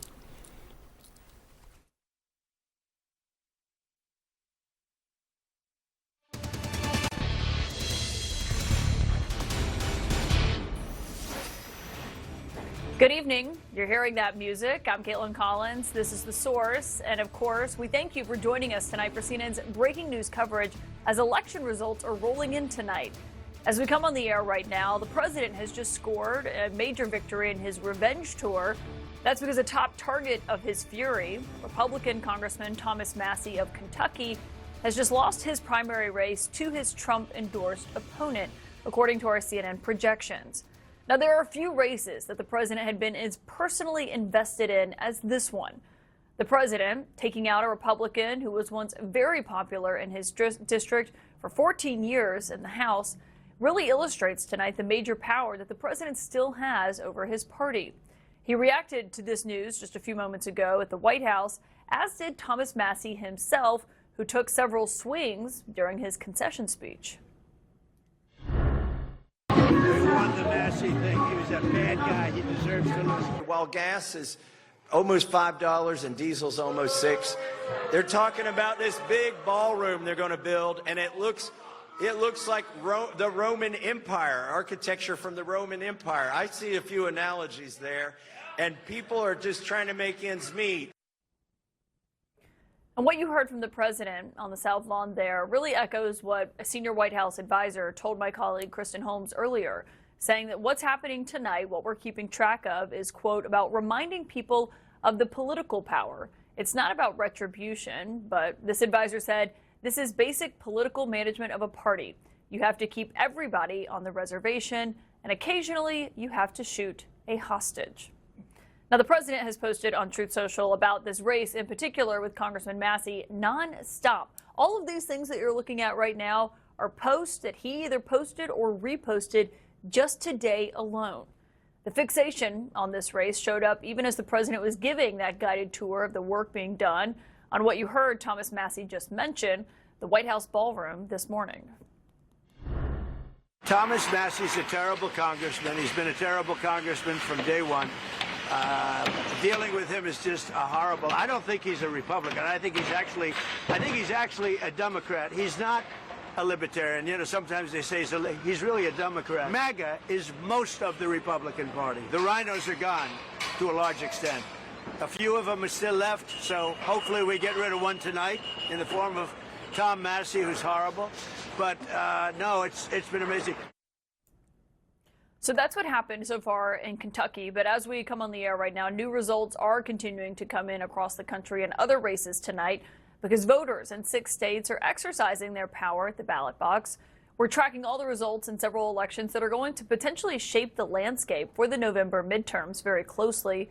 As tonight, the president is also flexing his endorsement power in another big primary race as he endorsed in Texas. The Attorney General there, Ken Paxton, that's over the Republican incumbent Senator John Cornyn. That deciding factor, according to the president, was that, quote, John Cornyn is a good man and I worked well with him, but he was not supportive of me when times were tough. Well, Several Republican senators on Capitol Hill seemed to feel differently tonight, actually seemed pretty angry by the president's endorsement of Ken Paxton over John Cornyn in this race that is still a week away from tonight. Now, Ken Paxton is someone, as the president talked about in his post earlier, he did not mention this, but he has been plagued by scandal. And some Republicans fear that if he beats John Cornyn in the primary, a Democrat could have a shot at winning Texas come November. I want to get right to John King at the Magic Wall tonight because, John, obviously we've been watching Kentucky and what was happening there with the president's revenge tour. Between that and what other races are you keeping an eye on this hour? Well, let's start with the Republican implications, Caitlin, then we'll move on to some other races that we're still watching as we go on. As you noted, Thomas Massie losing his seat by a pretty convincing margin if you are a Republican, and this is yet another example of if you cross Donald Trump, he will come after you, not only in words, but they've spent millions to do this to help Ed Gelrein win this race. There's one for Thomas Massie, right? Thomas Massie, if he has a moral victory, it's that he won his home county of Lewis County. Donald Trump won this county by 87% in 2024, but moral victories don't matter if you're trying to keep your seat, and Thomas Massie will lose his. He'll finish his term, of course. This is one example, Caitlin. You know this well. You've covered this for a long time. In the last decade, Republicans who crossed Donald Trump have had Donald Trump come at them and try to beat them. You look at the Senate Republican contest in Kentucky as well. Daniel Cameron was once a protege of Mitch McConnell. Mitch McConnell, we all know, has run afoul of Donald Trump, and you might call Daniel Cameron's career almost collateral damage to that. Trump endorsed Andy Barr. He's running away with the Senate primary in the state of Kentucky. Another example, if we switch to the gubernatorial primary, we'll come down here to the state of Georgia and pull this up. This race is now headed for a runoff. This one's interesting. As you know, Caitlin, Trump endorsed the lieutenant governor, Burt Jones. He was a fake elector back in 2020 and all that. He will make the runoff, but he's getting a stiff challenge by Republican Rick Jackson, who has spent a lot of his own money on this race. But the Republicans, Trump Republicans, have poured a lot of money in here as well. But again, to the point, if you cross Donald Trump, that can be toxic to your Republican future. There's Brad Raffensperger. He was the Georgia Secretary of State, infamously on that call in 2020 when Trump was looking for 11,000 plus votes in the state of Georgia. Raffensperger said, "No, sir, our elections are free and fair." And Raffensperger is running a distant third, once a rising star in Georgia Republican Party politics. So that's a big one there. The other thing I'll just say, Caitlin, in closing, follow up if you wish, is the Democrats think in this 110-mile stretch from the end of Bucks County to the north of Wayne County. There are 3 congressional districts right there. There are 3 Republican incumbents. Democrats are hoping to flip the 1st district right here. Bob Harvey is leading in that race here. They hope to flip the 7th district here. And you see a firefighter, Bob Brooks, is leading in that race right now. And then you see up here the Democrats have a candidate. The primary is uncontested in the 8th. Those are 3 seats in Pennsylvania. There's a 4th one here. Again, you know this, Congressman. The Republican incumbent is Scott Perry, a Trump ally, an election denier. The Democrats hope this one as well. So as you look at the broader national map and as Democrats try to flip the House, the Commonwealth of Pennsylvania will be huge, not only in the Democratic math, but 2026, a springboard to 2028. The Democratic governor here, Josh Shapiro, not only hopes to win re-election, he hopes to make a point. He hopes to help flip a lot of seats here to help his national aspirations. Oh, yeah. A lot to watch there. John King will be checking back in with you at the Magic Wall tonight. Also, my colleague Jeff Zeleny is in Kentucky tonight, where we just heard from Thomas Massie after he was projected to lose his race. Jeff, you're in the room. I mean, it was a very loud reaction from Thomas Massie's supporters as he was speaking tonight. What stood out to you from what he had to say in this moment? Well, Caitlin, I've heard a lot of political concession speeches. Tonight sounded like anything but. Congressman Massie delivered a forward-looking message to his room full of supporters here about the movement that he has started. Even as we speak here, I'm turning around. He has a long line of supporters around him, signing, autographs, doing for them, and taking pictures. He clearly is trying to cast this as something more than a defeat. But a defeat, indeed, it was. It was a convincing defeat.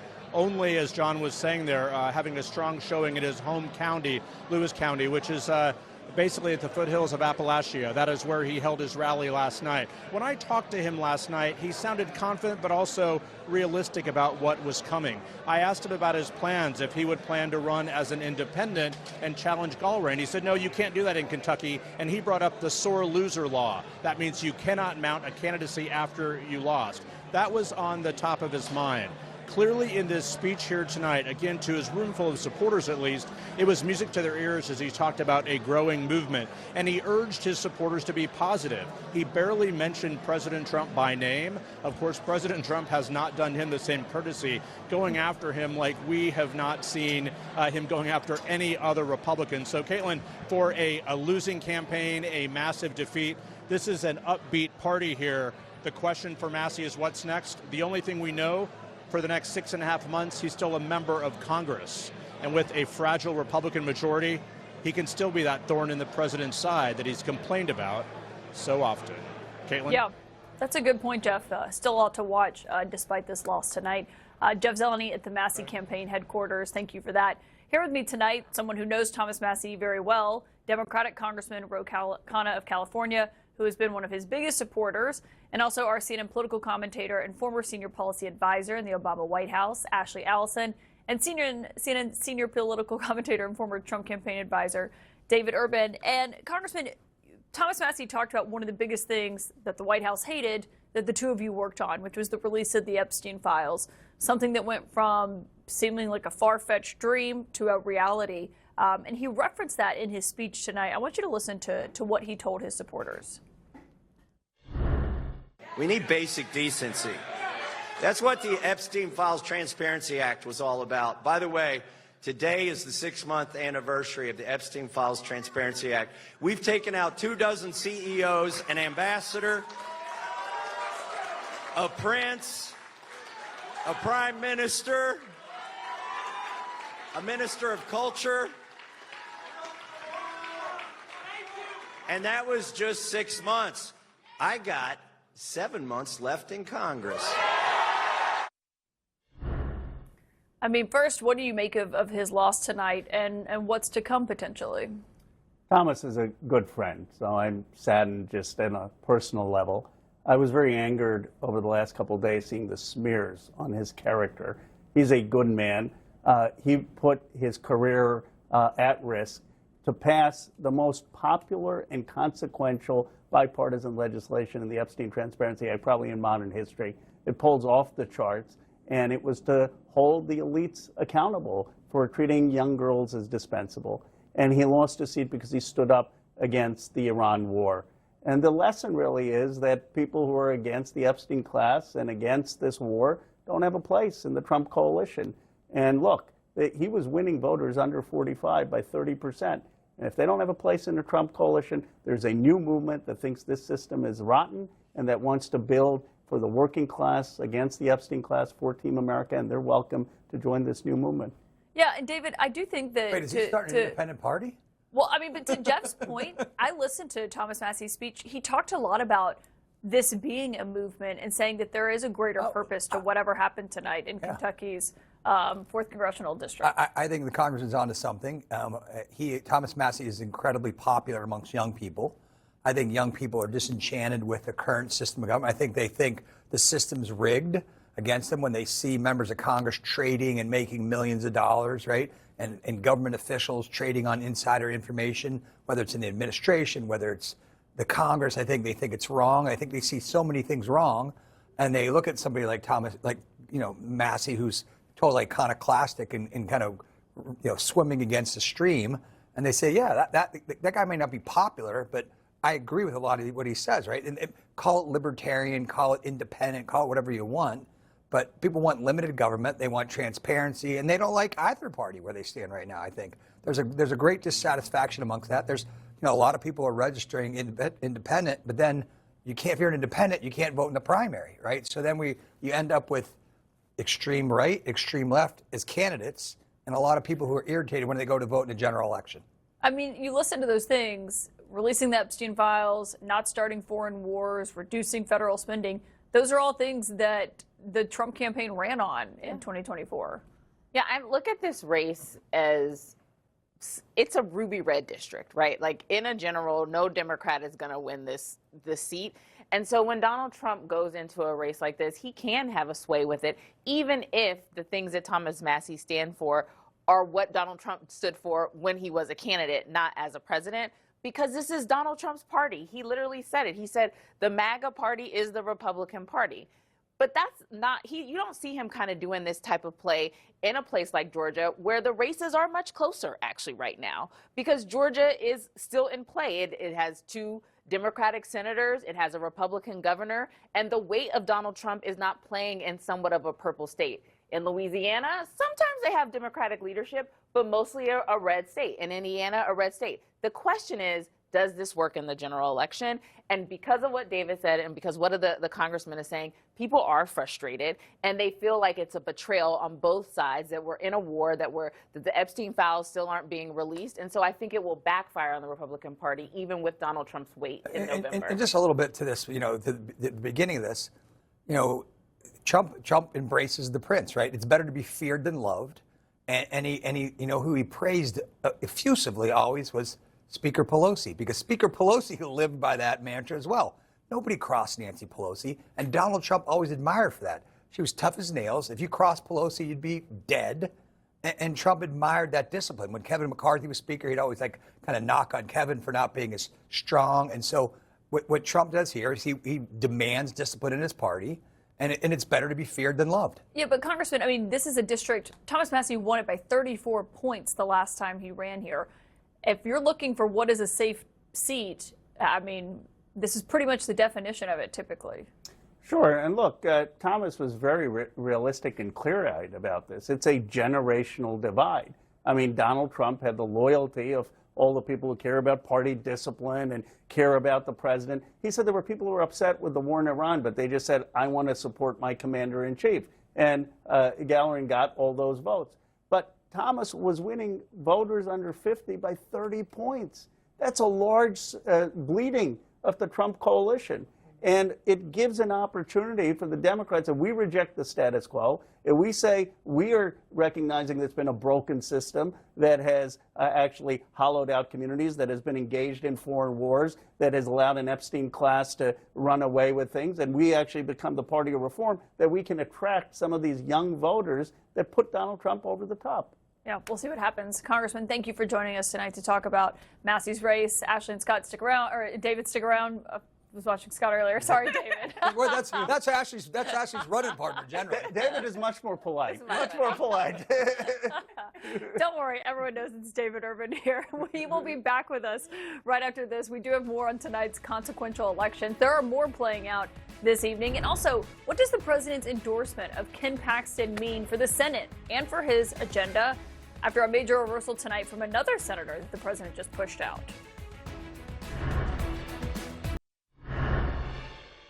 We have more breaking news tonight with major implications for next week's Republican Senate runoff in Texas. Yes, we are going to be doing this again 1 week from tonight. That's because today the president came out and endorsed the Texas Attorney General Ken Paxton in a brutal primary challenge right now against the incumbent senator in that state, John Cornyn. If you're wondering how this could complicate the fight for control of the Senate in this year's midterms, look no further than the reaction from John Cornyn's fellow Senate Republicans. After it came out that the president was endorsing Ken Paxton, Susan Collins said that Paxton is a, quote, ethically challenged individual. Lindsey Graham warned that the race will be, quote, 3 times more expensive if Paxton wins. And Lisa Murkowski asked, how does that help strengthen the president's hand when we lose a state like Texas? That's a sentiment that was echoed today by Cornyn, but dismissed by Paxton. I believe that in terms of our success in November, that Ken Paxton would be an albatross around the neck of our candidates and would likely lose to James Tallarico. He has not been a friend of the president. In 2016, he said he was an albatross around our neck, and then in 2024, he said that his time had passed, and he insinuated that he was guilty of crimes. This guy has been a friend of Donald Trump ever since I got into the race a year ago, but has not been a friend to him prior to that, and as soon as this race is over, he will not be a friend to Donald Trump. That is not his history, that is not his record, and he's been dishonest with the voters of Texas. My friend Harry Enton is here. Harry, I mean, obviously when the president said today that he was about to endorse in Texas, everyone was waiting to see if it would really happen, and then came the Truth Social post. Yeah, it really happened. It really happened, and I can't think of an endorsement in Republican politics that has ever been as important as Donald John Trump's endorsement. And you see it in Texas. You saw, obviously, in Kentucky earlier tonight. You saw it in Louisiana over the weekend. And you see it in the Texas polling as well. Because just take a look here. Impact of Trump's endorsement, Texas Senate, among Republicans. Look at what you see here. 55% of Republicans say that you would be more likely to vote for the candidate Donald Trump endorses. You see 36% say no impact. Look at this, though. Just 9% say less likely to vote for the candidate that Trump endorses. But overall here, it's just very clear. If you get Trump's endorsement, as Ken Paxton has, then all of a sudden what we should expect to see is Republican voters lining up behind Ken Paxton, which, of course, is what we've seen in basically every single other contest, including, obviously, in Kentucky earlier this evening. But with Lisa Murkowski's comment there, she said, how does it help the president if we ended up losing Texas? It's because there's a real question about how Ken Paxton would fare against James Tallarico, the Democrat, come November. Yeah, okay. So I think it's so important to note that you have one world, one galaxy in which you have the Republican primary electorate, and then you have a completely other galaxy, which is the general electorate. And the polling here really tells the story, right? Because even before the endorsement, what you essentially saw here was a very close race, but one in which Ken Paxton was actually favored to win in the runoff over John Cornyn, obviously the incumbent. Paxton was ahead 48% to 45%. Based upon slide number 1, of course, I expect that Paxton's lead is going to climb ever higher. So you see these numbers right here, but then look towards the general election because it is a completely different world. Because you can see it right here. Okay, choice for Texas Senate. You got Tallarico here at 44%. And then look at here, Ken Paxton, a Republican in Texas. The best he can do at this point is averaging 40% of the vote. I mean, I was looking at all the polling I could find. This is the best that a Democrat for Senate has been polling since like 2002. That is a very long time ago. When you have to go all the way back since I was in middle school, you know that the Democrat in this particular case is polling well in Texas. Harry Enton, that's why we keep you around, so we can go back to your middle school years. I know. Thank you, Harry, for those numbers. Joining me here tonight, David Frum, who is a staff writer for The Atlantic. I've got Ashley Allison and David Urban back with me. What are your thoughts on the president's endorsement of Ken Paxton and this race? I mean, Susan Collins calling him ethically challenged today, I think, took the cake. But what did you make of that? Well, he is ethically challenged, and that's obviously why Trump likes him. Trump is an immoral man, and he's attracted to other immoral men. And I think I take no joy in John Cornyn's situation, but I think it would be well on him to reflect, and for the other Republican senators to reflect. They have swallowed everything, every betrayal of principle. The attempted overthrow of the government of the United States by Donald Trump in 2021. They didn't convict him when they had a chance. They hoped that if they went easy, Cyclops would eat them last, but Cyclops is turning one by one and eating them. And now they're in danger of losing their majority, the thing they betrayed, everything they believed on in order to keep. And they're going to lose it because Donald Trump is about nothing but himself and his own tax-free immunity and impunity forever. I mean, Senate Republicans don't often speak out against the president, obviously, as we know, David, but they were quite unhappy today after he came out and endorsed someone against their colleague. Well, I mean, I think Lindsey Graham summed it up best, right? It's going to cost 3 times as much now. That's what's really underpinning all this. In a Texas race that Cornyn, maybe not the most dynamic senator or the most beloved, but, you know, he was kind of a walk to win and beat Tallarico. Paxton, completely different story. You know, I've seen some numbers where, you know, it's estimated the NRSC is going to have to spend an additional $250 million in Texas. That's not pocket change, okay? When you got a race in Maine, it's a cheap race, a race in Alaska to help protect, right? You drop 10, 15 million, 20 million bucks, Georgia. Some of these races, North Carolina, well, you know, that's a tougher race, but a lot of these races are going to be close. And if you have to spend $250 million bucks in Texas now to kind of prop up a guy who may not be the strongest candidate in a general election, it's tough. Now, listen, again, it's Texas. So it's a ruby red state with a little blueberry there in Austin, right? So Tallarico's still pushing a big rock up a hill in the state of Texas. Yeah, but I feel like it's always the mirage for Democrats. Well, it is. Look at Beto. Like, Beto O'Rourke is going to be a senator. And then Beto Give O'Rourke. us the reality check on this of how Democrats are feeling about this, if it is Ken Paxton against James Tallarico. Well, can I say just one thing to your point? Is I totally agree that Republican senators are lying in the bed that they made.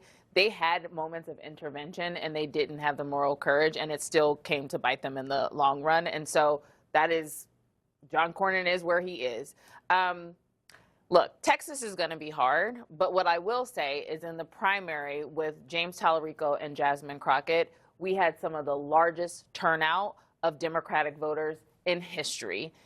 Because Democrats have not always organized in Texas and didn't always have a strong Democratic infrastructure, but they have since Beto's race in 2018. They've slowly been building and building. There is an opportunity. Is it going to be hard? But yes, but the right types of alignment of stars, great ground infrastructure, which James Tallarico really did in this primary race, using other people's infrastructure in Texas, just plummeting poll numbers for Donald Trump.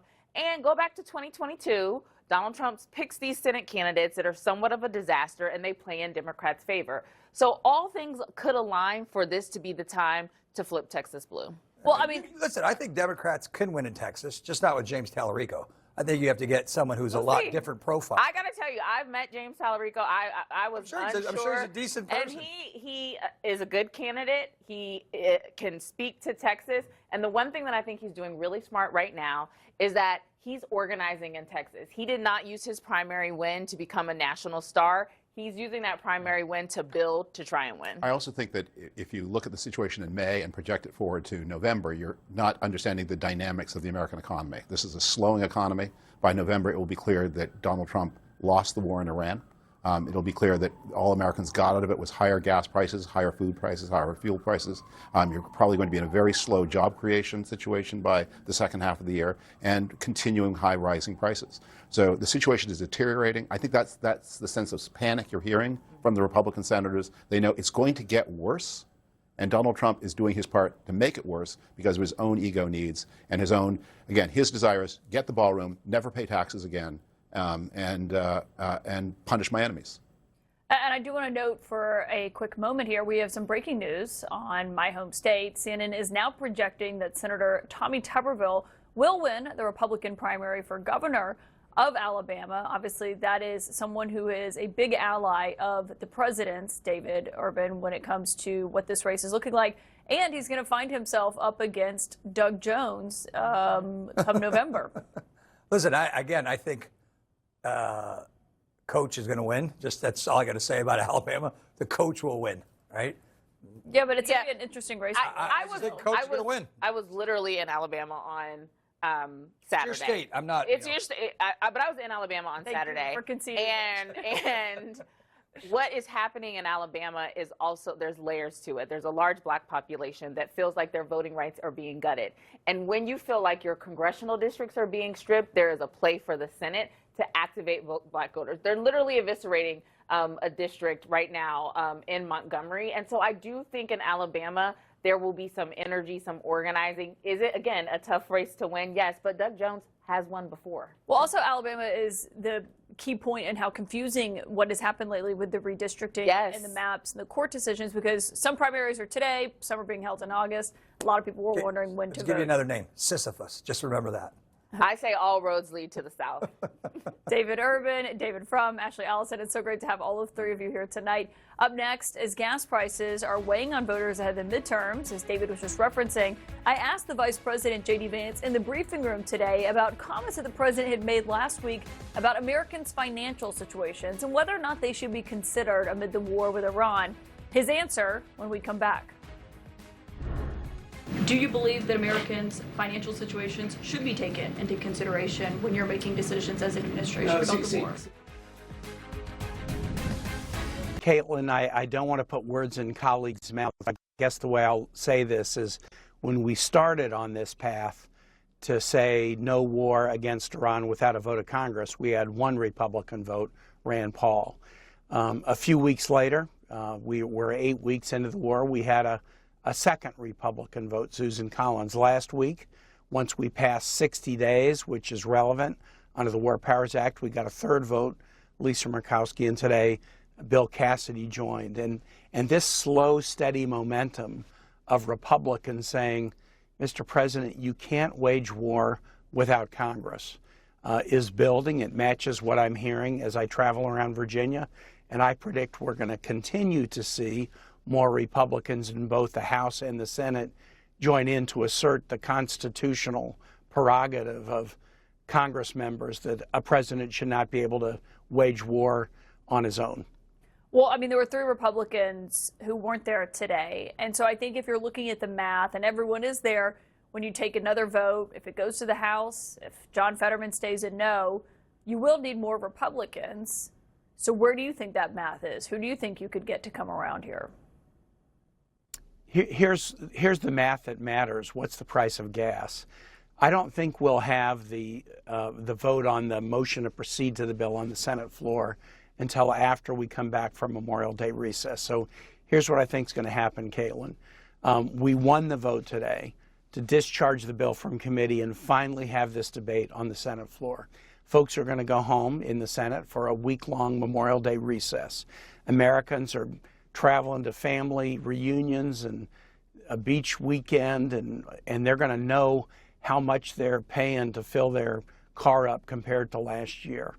And they're reading stories about American troops who've died and others who've been injured, and what the long-term consequences of the Straits of Hormuz being closed are, not only on gas, but grocery prices, the inflation rate generally. We're going to hear an awful lot from our constituents next week when we're back home.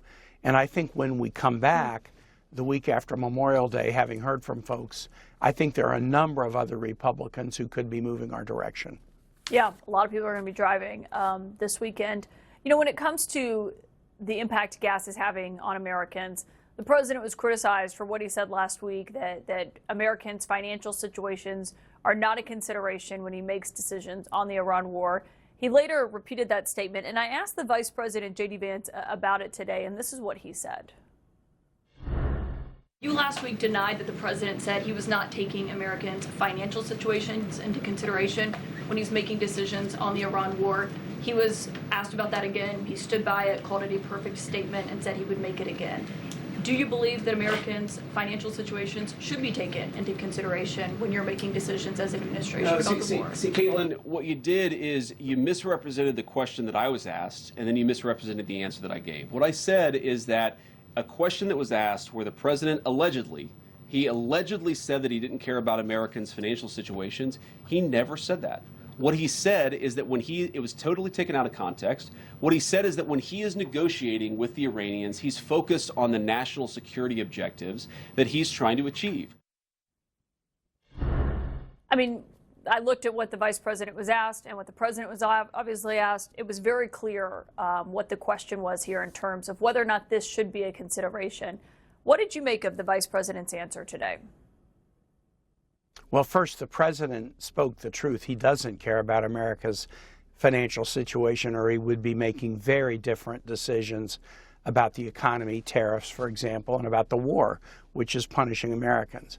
And J.D. Vance's answer, Caitlin, you know, have you ever seen such a furious backpedal in your life? I mean, no person watching that answer would give it any credibility. You know, he's criticizing you for your question, criticizing you for your characterization of both his answer and the president's. How about come up with a defense for why this administration is embarking on a one-man wrecking ball against the American economy and American families? He can't do that. And you can almost see the sweat on his brow as he's backpedaling to try to, you know, obfuscate an answer to your question. Senator Tim Kaine, thank you for joining us tonight. Absolutely. Up next, we have more on tonight's election results and what it means for the president's priorities. Joining me tonight is a former Republican senator who was up on Capitol Hill just today.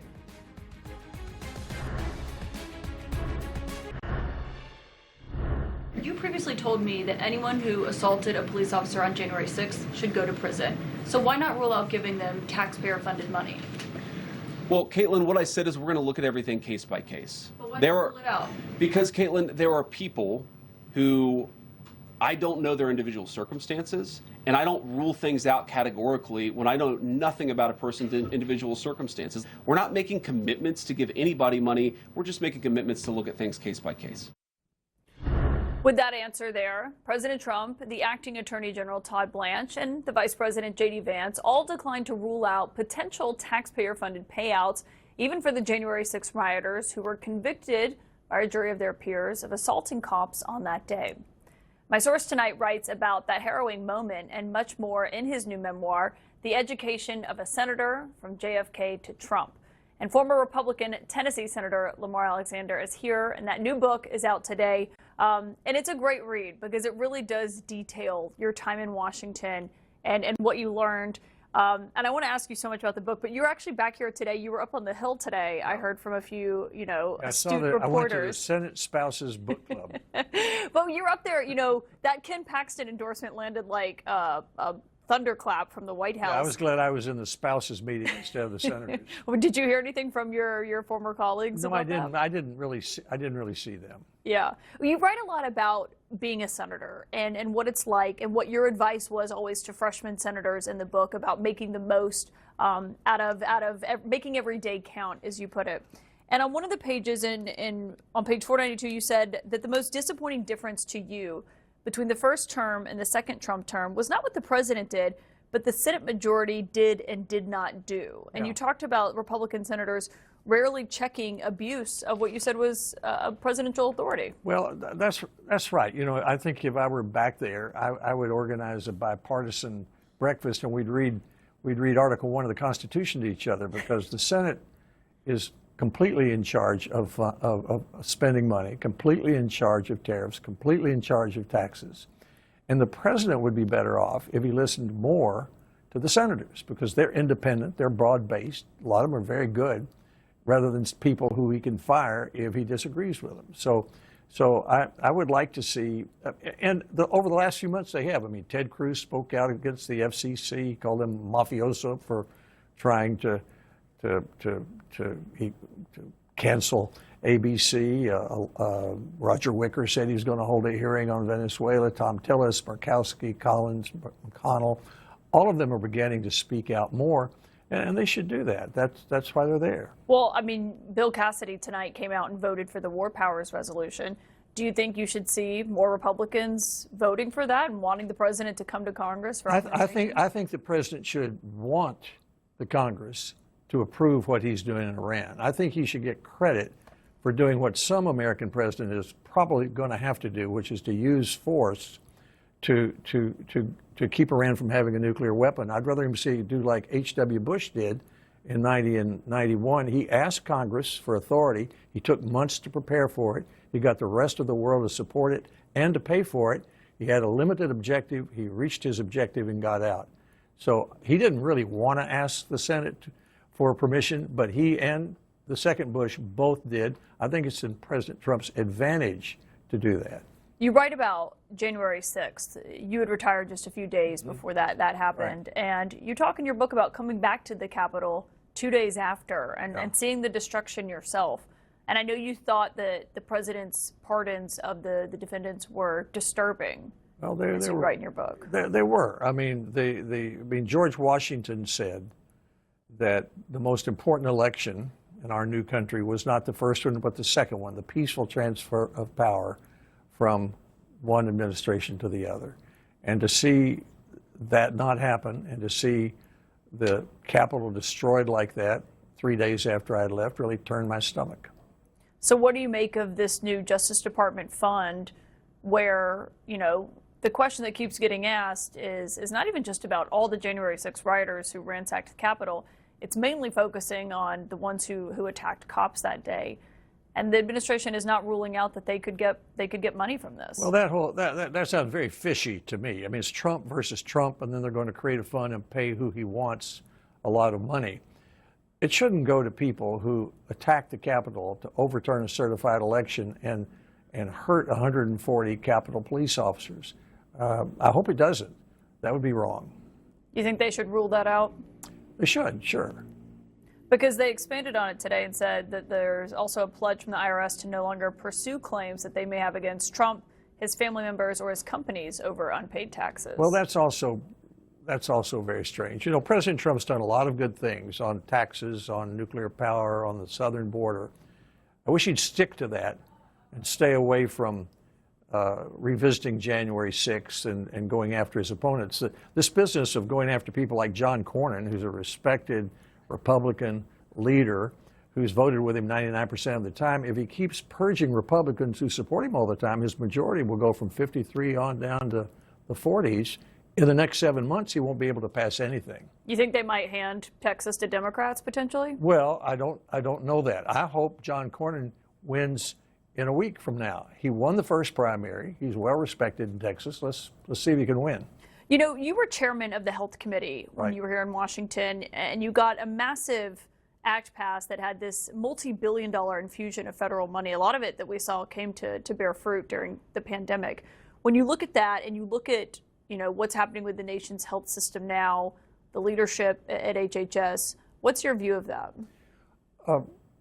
After the pardon of the January 6 rioters, I think the biggest Trump mistake has been cutting funding from medical research just at a time when medical miracles are happening.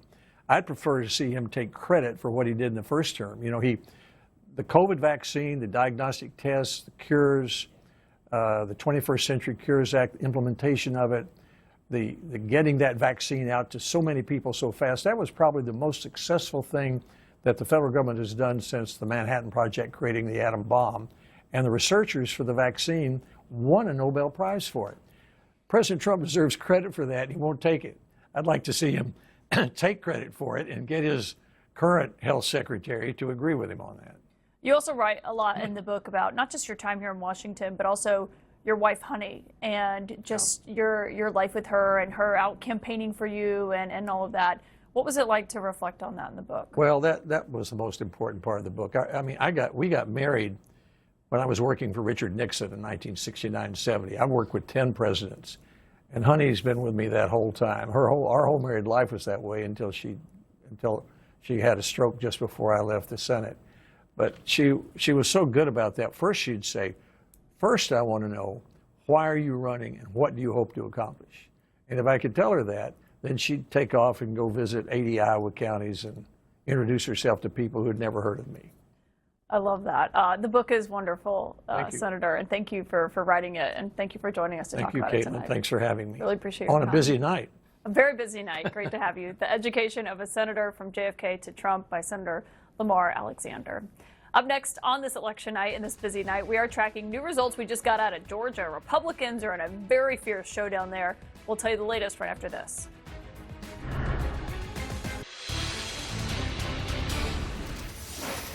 We have another projection for you on this election night, this time in Georgia, where Congressman Mike Collins will advance to a runoff in the Republican primary for the Senate set for June 16.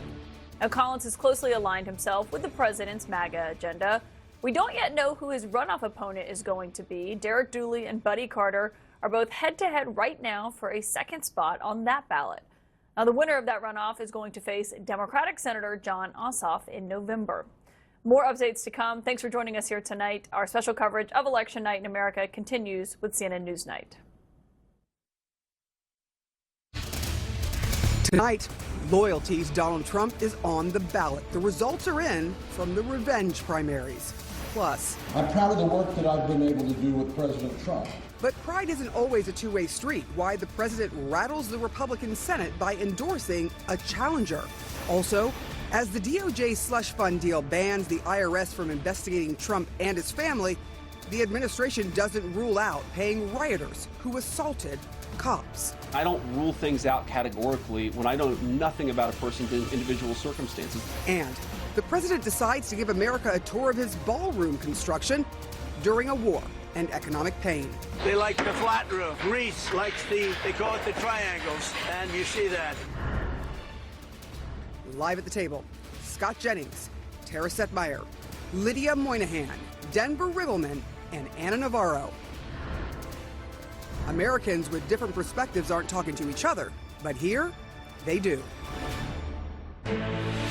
This is CNN Breaking News. Good evening. We begin with breaking news. I'm Sarah Seidner, in for Abby Phillip. Tonight, President Trump's retribution tour against Republicans gets another major victory. CNN now projects that Trump-backed Ed Galrine will defeat Congressman Thomas Massie in the Republican primary for Kentucky's 4th congressional district. Trump promised to defeat the 7-term congressman After Massie broke with the majority of his party over demands to release all the Epstein files, he also voted against the spending bill because of its impact to the national debt. The White House communications director responding tonight, writing, "Do not ever doubt President Trump and his political power. F around, find out." Trump again stepped his attacks up earlier today. Thomas Massie's a terrible congressman. He's been a terrible congressman from day one. Dealing with him is just horrible. I don't think he's a Republican. I think he's actually a Democrat. He votes against us all the time. Massie is definitely a Republican, and he's just the latest of Trump's victims. Earlier this month, Trump vowed revenge against Republican state senators in Indiana who rebuffed his demand to redraw the state's congressional maps. Most of them lost elections to Trump-endorsed challengers. And Sunday, Senator Bill Cassidy, who voted to convict Trump at his impeachment trial following the Capitol attack, lost his Republican Senate primary seat in Louisiana. Now, this weekend, Senator Lindsey Graham said that loss was a warning to all Republicans. Bill Cassidy's lost because he tried to destroy Trump. Massie's going to lose because he's trying to destroy the agenda. You can disagree with President Trump, but if you try to destroy him, you're going to lose because this is the party of Donald Trump. All right, I'm going to start with someone at this table whose district this big changeover happened in Kentucky. Yeah. You are familiar with this. You have seen really the I don't know, mudslinging. It was insane, and the amount of money that's been pumped into this. But now Kentuckians and the rest of the country have to learn a new name for that House seat. What are your thoughts on what happened here? Well, it was the most expensive House primary in U.S. history, and the president made it a priority to get rid of Thomas Massie, and he succeeded because Massie had, frankly, become an opponent of the president inside of the party, and you just can't do that. You know, Massie used to, reliably vote with the Republicans. That number had been falling over time. This is one of the most conservative districts in the country. It's certainly a conservative area of Kentucky. They gave Donald Trump a massive victory in 2024, and they expect the Republican congressman who represents them to be part of the team. The two big issues in the race that were in most of the advertising had to do with tax cuts and immigration, and Massie was against Trump on both of his big border security and tax cut bills. And so they said, look, we can get a Republican congressman that'll be part of the team and support the president. That campaign worked. I just want to also add one other thing. Thomas Massie tonight in his concession speech said something despicable, anti-Semitic, nasty, gutter politics right at the end. What a way to go out. He said, I would have called Ed Galrine, but I had to find him in Tel Aviv. There was an undercurrent of anti-Semitism in this race on the Massie side. There's been an undercurrent of it in his career, unfortunately, and it really came out in an ugly way tonight.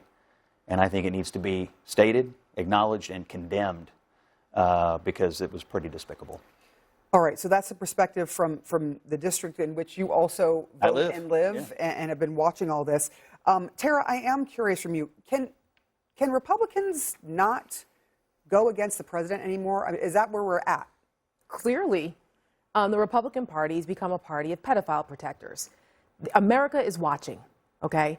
I don't agree with Thomas Massie on a lot of things, but, he did the right thing stepping up on the Epstein issue and took the side of the survivors. And his cardinal sin against Donald Trump was the fact that he pushed to have the Epstein files transparently opened up. And that was what upset Donald Trump. Trump wasn't after him because of any of the anti-Semitic things he said. I mean, that would have been nice, but he didn't care about that. He doesn't care about any of that. He was upset with Thomas Massie because Thomas Massie decided to put his whole career on the line for the Epstein survivors. And this is what the result has been. Now, I think that there are a lot of members of Congress who are looking at what's happening with this president, what a disastrous presidency this has been thus far. They're looking at his tanking poll numbers. They're looking at his priorities being all over the place, everywhere but where they should be in a midterm election. But they're too scared to stand up and say, no, enough is enough. Because they're looking at what happened to Massie. They're looking at what happened to Cassidy. But you know what? Some things are bigger than your elected office. Where the hell is the integrity of these people in the Republican Party to stand up and do what's right, not only for the country, but for their own constituents? So You know, Massie is another casualty of the retribution tour, but I think people need to understand that the reason why Donald Trump went after him was because he was not subservient to him on the Epstein files, and that is a problem because America will remember who protected predators. Can we just do a little bit of fact checking on the Epstein issue? Did every member of the House Republican Conference, except for one, vote to release the Epstein files, yes or no? Because there was a discharge petition where they had to. The answer is yes. Did Donald Trump sign it into law, yes or no? Because he knew that he was going to lose the discharge petition. So just for the be record, honest about that, Scott. the Republicans voted to release it. Donald Trump signed Because it. there was a discharge petition. They were forced to put it on the floor, Scott. They weren't, come on. If they were open to doing it, then they would not have had to go through a discharge petition. I know you're trying to rearrange. No, I'm not. I'm telling you the facts. But the Mike facts are Johnson the said it was Republicans passed unfortunate when it and happened. Trump signed it. Scott, the White House brought in Lauren Boebert to the Situation Room and put all sorts of pressure on her to not vote for the discharge petition. And now Trump is going against Lauren Boebert. I mean, this Epstein thing is something that he has seen as a litmus test.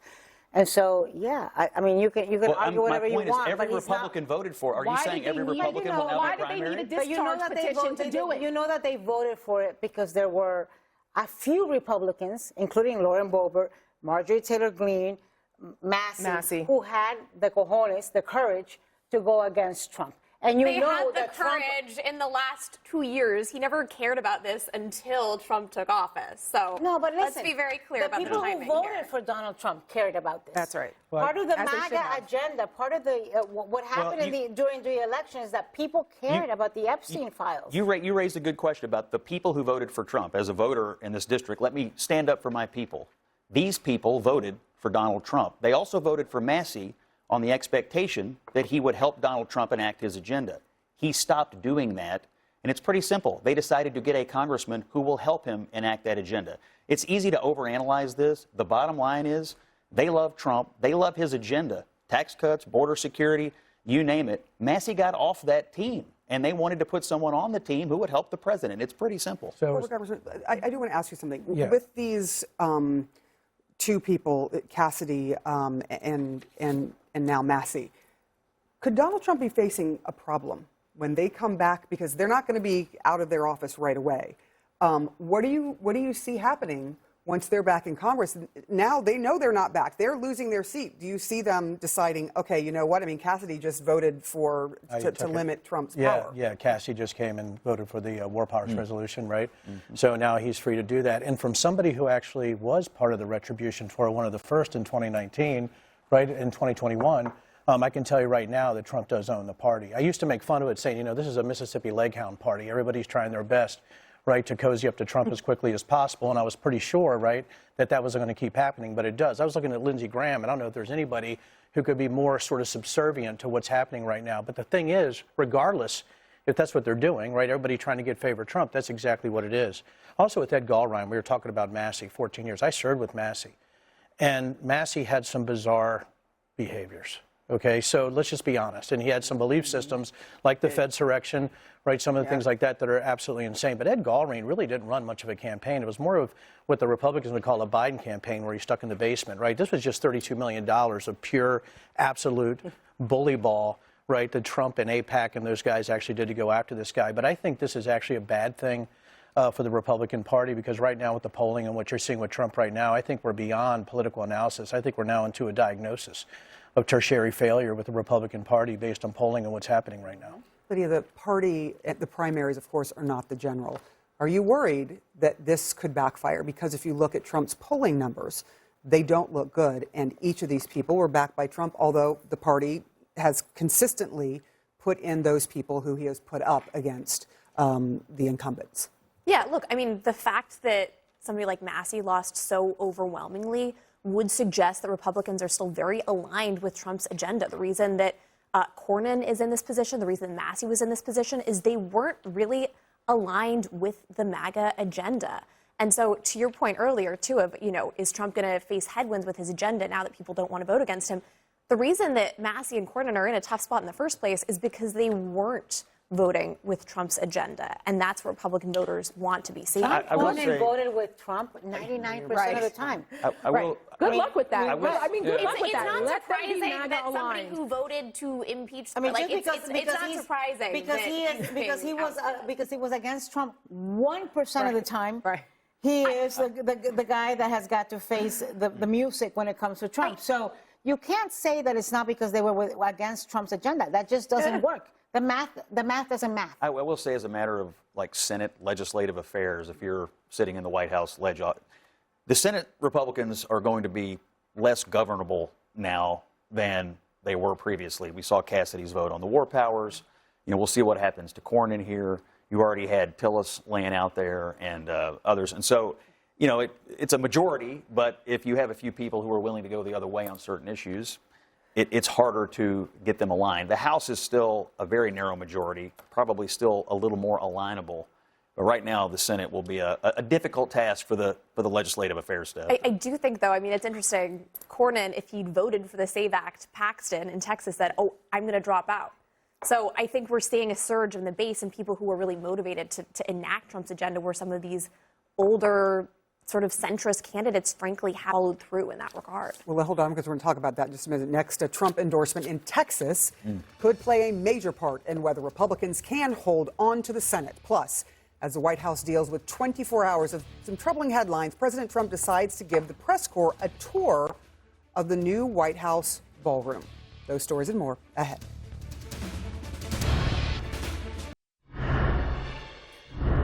Tonight, a surprise endorsement that could have major implications in the battle for Senate majority. President Trump says he's backing Texas Attorney General Ken Paxton over incumbent Senator John Cornyn in the state's primary runoff, which is next week. In a post on social media, Trump boasted Paxton's loyalty and called out Cornyn for, quote, not being supportive of me when the times were tough. The decision is a searing blow to Cornyn, who spent over a year courting President Trump. Trump derangement syndrome is real. Our president understands the art of the deal better than any modern head of state. Finally, we have a president who's been willing to stand up to the Iranian regime. The most amazing thing about President Trump is the risks he's willing to take. Our president demonstrated for all to see that the ultimate way to win over a bully is not to give in, but to stand up to him. I'm proud of the fact that President Trump said this will not stand. Cornyn responded by touting his voting record with Trump and noted that the president has consistently called him a friend. Paxton says it's just a facade. This guy has been a friend of Donald Trump ever since I got into the race a year ago, but has not been a friend to him prior to that. And as soon as this race is over, he will not be a friend to Donald Trump. That is not his history. That is not his record. And he's been dishonest with the voters of Texas, trying to convince them that he's voted 99% with the president. What does that even mean? But we know it's not true. Now, early voting is already underway in Texas. The nominee will face off in November against rising Democratic star State Representative James Tallarico. People were going after Tallarico about his taco order just a couple of days ago, but I want to start with you, former VA Congressman Denver. When you look at this, you know what it's like to be sort of targeted, right? Oh, yeah. By the president. What is it like, and what should Cornyn expect? What, now? Yes. Who knows? Yeah, I mean, and Anna's speaking. I mean, I think that's where we're at. I think what can Cornyn expect? I mean, right now, when you're talking about Paxton winning, I think it's probably one of the worst endorsements Trump could do. And listen, I think Paxton is a repugnant character. Right, he's always been on the edge of sort of criminal activities. He had to do community service to get out of a felony. Right, it's everything wrong with what's happening. I think with MAGA right now is Ken Paxton. I think he actually is sort of the linchpin to what's wrong with this. But here's the issue, right? I think what this does. I think if Lindsey Graham is the voice of reason in this, and that targeting happens right to Cornyn, he's gone. Right, Paxton's is going to be there. I think actually what you're looking at right now is I think Lindsey Graham is right. They're going to have to spend 3 times as much money to win this thing. I think Tallarico does have a chance to win, But I will say this, because I know I'm not trying to just to be adversarial or to say something where everybody agrees. I still think Paxton wins the race. I don't really, you know, I would hope that Tallarico can win and get over. I'm going to say that right here to the entire table. I still think Paxton wins the race because I still think MAGA really does run Texas in a way that we can't imagine. I just think that's the way it is. Tara, do you think that Paxton, do you have the same thoughts, or do you think there is really a path? Well, I think Texas has been the big white whale for Democrats for a couple of election cycles. But Tallarico, honestly, is probably their best hope in a very long time, especially now with Paxton officially being endorsed by Trump. I mean, you know, birds of a feather. The guy was impeached by the Texas legislature. He was acquitted by the Senate, just like Trump was impeached and acquitted. I mean, I don't know why, if people are proud of this guy. I just think that, you know, elected representatives need to really think about who are they putting in office? Are they proud of these people? I mean, Ken Paxton is a despicable human being. He's dishonest. He has criminal behavior. He's an adulterer. His own wife came out against him. And yet this is the person that they've spent tens of millions of dollars to boost over Senator John Cornyn, who, although he debased himself trying to kiss up to Donald Trump, has by all measures been a good senator for the state of Texas for many, many years. And that's what he had to turn to do to prove loyalty. What about what you're doing for the people of Texas? It's all about Donald Trump. So, I mean, I think that it's, once again, it's a character issue. And I think the people of Texas deserve better, but they're going to get the person that they choose. But it's going to be a hell of a race there in Texas, and a lot of money is going to be spent for the Republicans now in Texas that should be spent in other places because the Senate is in play.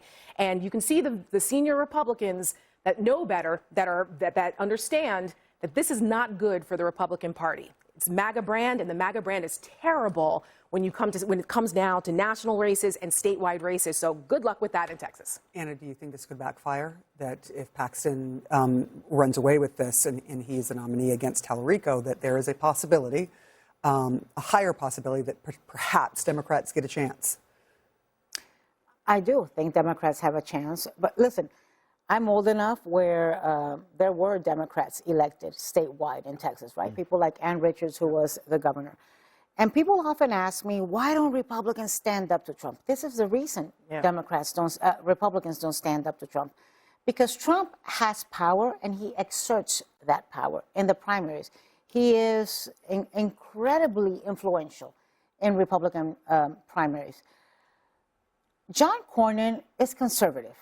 John Cornyn has voted with Donald Trump 99% of the time. John Cornyn was part of Republican leadership. He has incredible power in the Senate, seniority, and I think he just lost tonight, right? He just lost tonight with this Trump endorsement. And I think Trump is empowered by the fact that he's got the Cassidy scalp to show. He knew he was going to have the Massie scalp to show, and he thought, you know what? I'm gonna show you all. I'm gonna have the Cornyn scalp to show.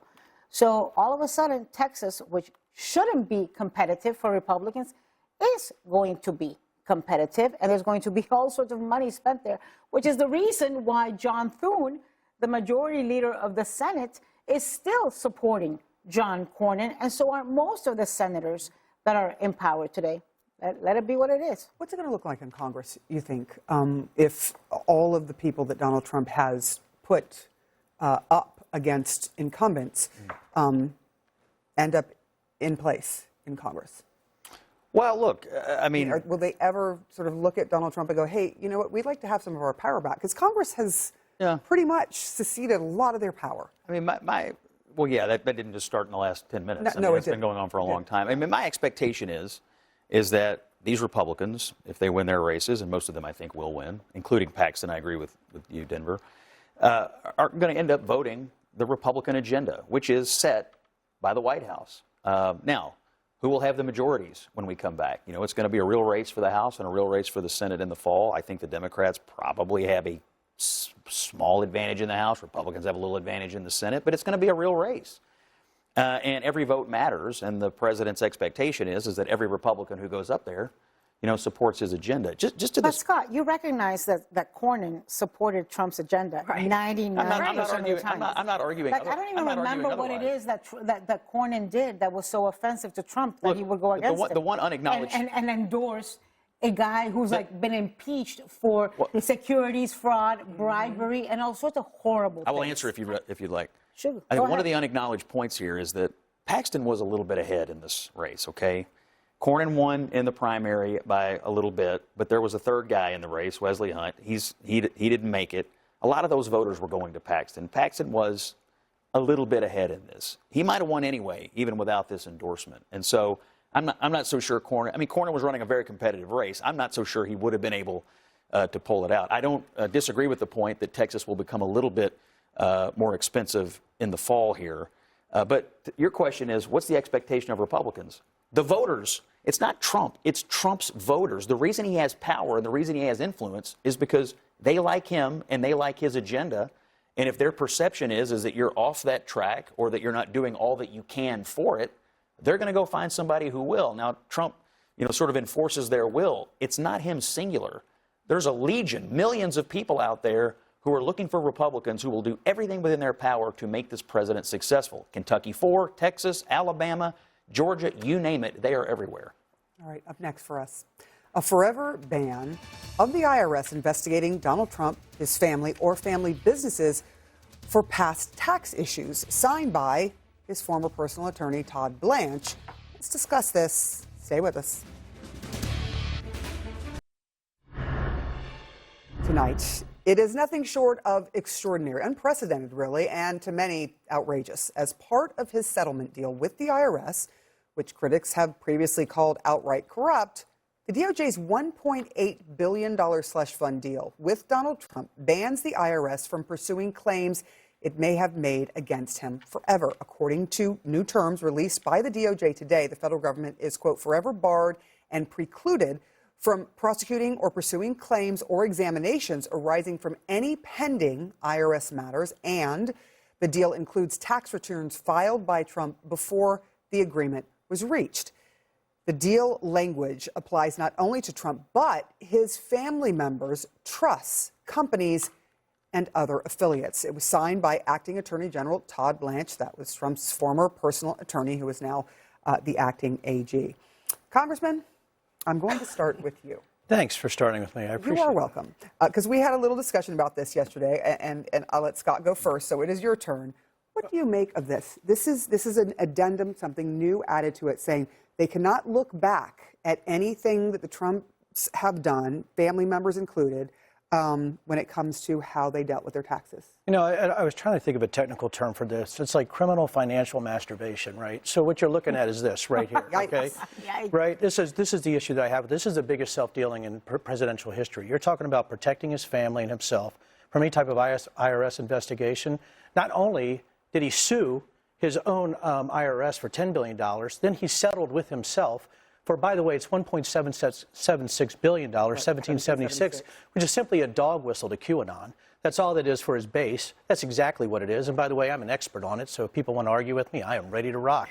The other issue that you have with this when you're talking about this type of self-dealing is that to say in perpetuity that you can't go after somebody for criminal, does that mean they're criming? And this is a guy who's already, he's been adjudicated on 34 felonies.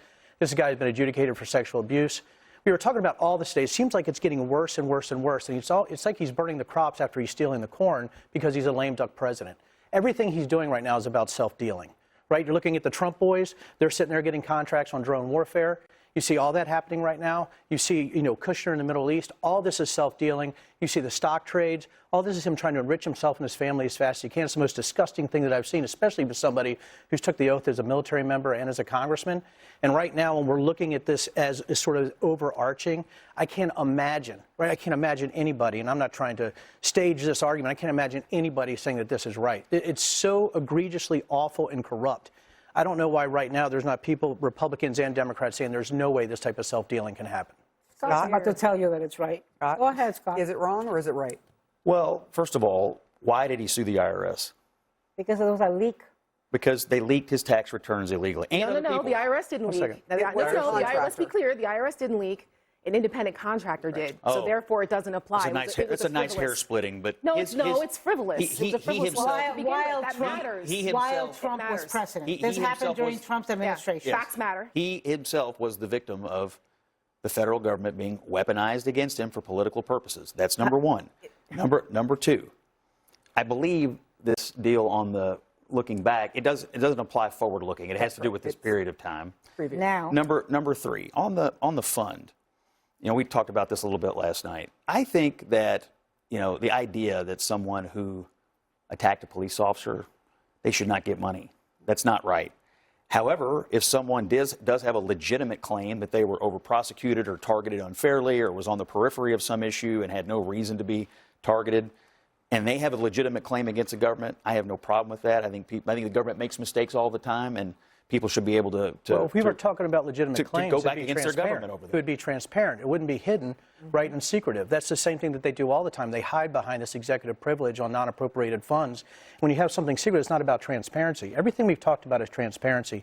And my question, Scott, is do you actually believe he should sue the IRS for $10 billion on an independent contractor leak? Do I think that people should American have their tax returns leaked by the federal government for political reasons, weaponized against them?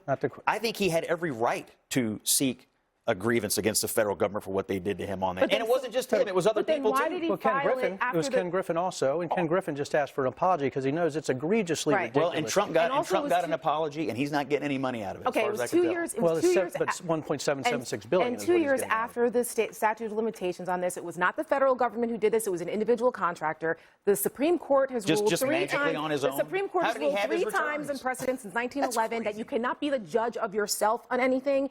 And so Donald Trump is sued himself to get a fund, now settled with himself, to get a fund where he's going to write a check for himself. We all know that this is bullshit. You agree with the leak? This is a MAGA victimization fund that is sanctioned by Donald Trump. How dare he? How dare he? You look in the face and you justify this to the families of the police officers who were beaten, who were almost killed, to the people who were killed, to the people whose careers are ruined. I don't know about you, Scott, but I've spent time with those officers and their families, and their lives have been ruined. And unlike you, tonight you're saying this, but Todd Blanche could not say that today during his Senate hearing. Neither could J.D. Vance say and guarantee to the American people that any of those violent bastards who did that to those people who tried to overthrow our election on January 6th would not get a dime from this.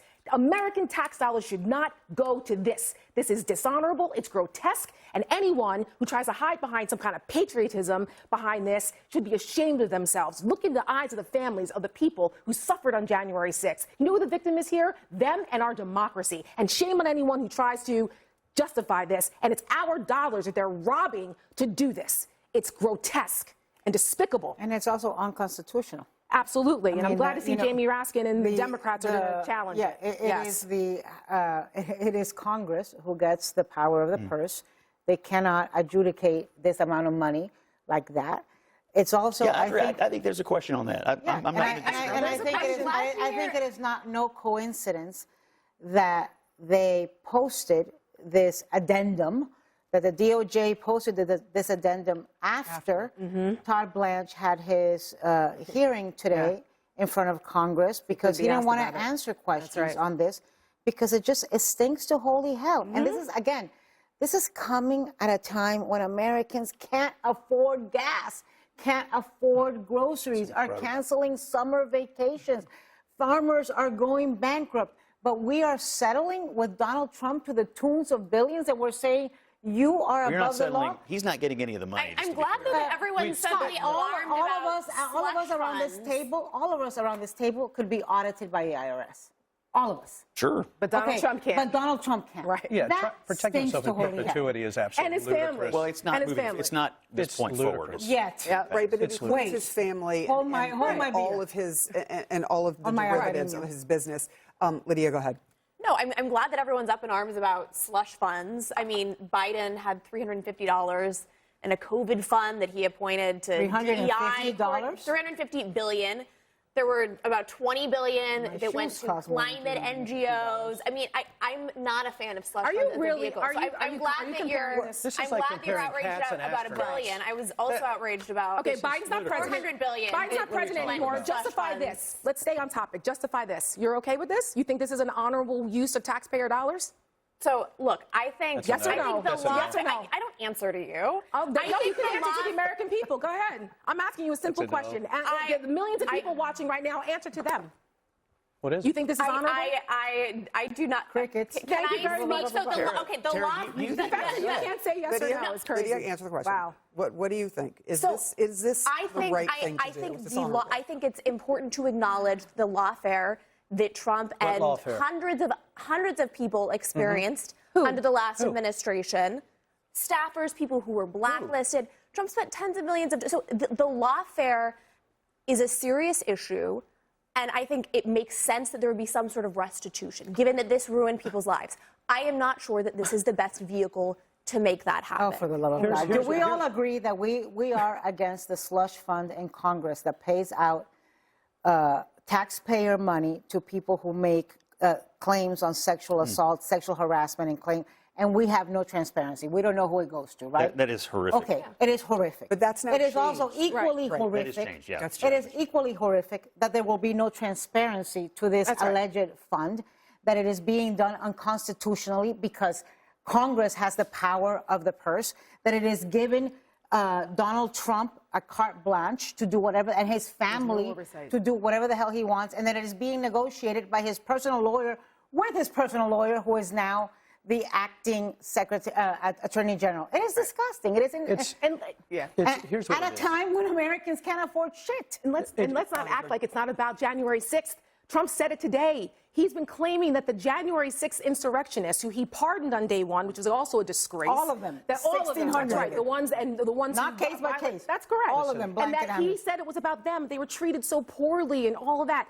Good luck, Republicans, trying to justify that when you have the families of hundreds of officers and officers like Harry Dunn and Gunnell and Fanone and Daniel Hodges, who have stood up and lost their careers to stand up to say what they went through that day and what the American people saw, and they're trying to rewrite history. This is an affront to every law enforcement officer who put themselves between those traitorous bastards on that day and our democracy to protect it, that Donald Trump and the people who support him and the Todd Blanches of the world would actually try to say this is some kind of patriotic thing using a number like 1776 to give reparations or retribution to repay those people for those bad acts. So that's exactly what it was. Outrageous. And this is what it is. This is just a QAnon-based on election theory going to people that he's pardoned.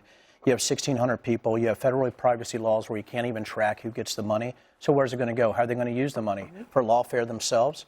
Are they going to use it for weapons? What are they going to do? I saw the charging documents. I saw the sentencing guidelines. I saw all the data. I saw the phone records. I saw the text messages. I sat in some of the trials. Right. It was my team that did that, right? And what I saw was absolutely egregious. It was a coup attempt that day. If you look at what the people were talking on chatter and what they were saying, right? And the people that actually wanted to overthrow that election. I saw the data. I was there. And what this is, it's an affront to the American people. It's an affront to the justice system. And I'll be god-danged. I almost said something really bad. I think Harry Dunn and Mike Fanone should be putting in for this fund because it's actually going. And all the frickin' law enforcement and United States Capitol Police should be the ones actually getting the money from this if they're going to use taxpayer money. They couldn't get a plaque put up. The Republicans wouldn't put the plaque to honor those officers that day in the Capitol to acknowledge what happened on January 6th. And yet now they're going to put up a reparations fund to the people who perpetrated that, to the people who wiped feces on the hallowed walls of the Capitol.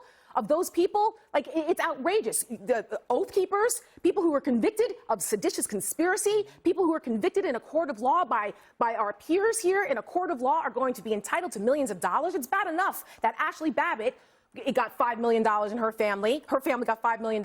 People like Michael Flynn got $1.25 million. I mean, this is outrageous. Donald Trump is using American taxpayer dollars to enrich himself and his MAGA buddies. The American people need to understand what is happening here and that we need to keep reminding them it is our dollars. If Hakeem Jeffries becomes Speaker of the House, that plaque is going up. Well, it's up, but now it's in a hallway somewhere else. But the fact that it took them, that's all they asked. And they put their lives on the line. And now people who perpetrated that are actually going to be entitled to millions of dollars.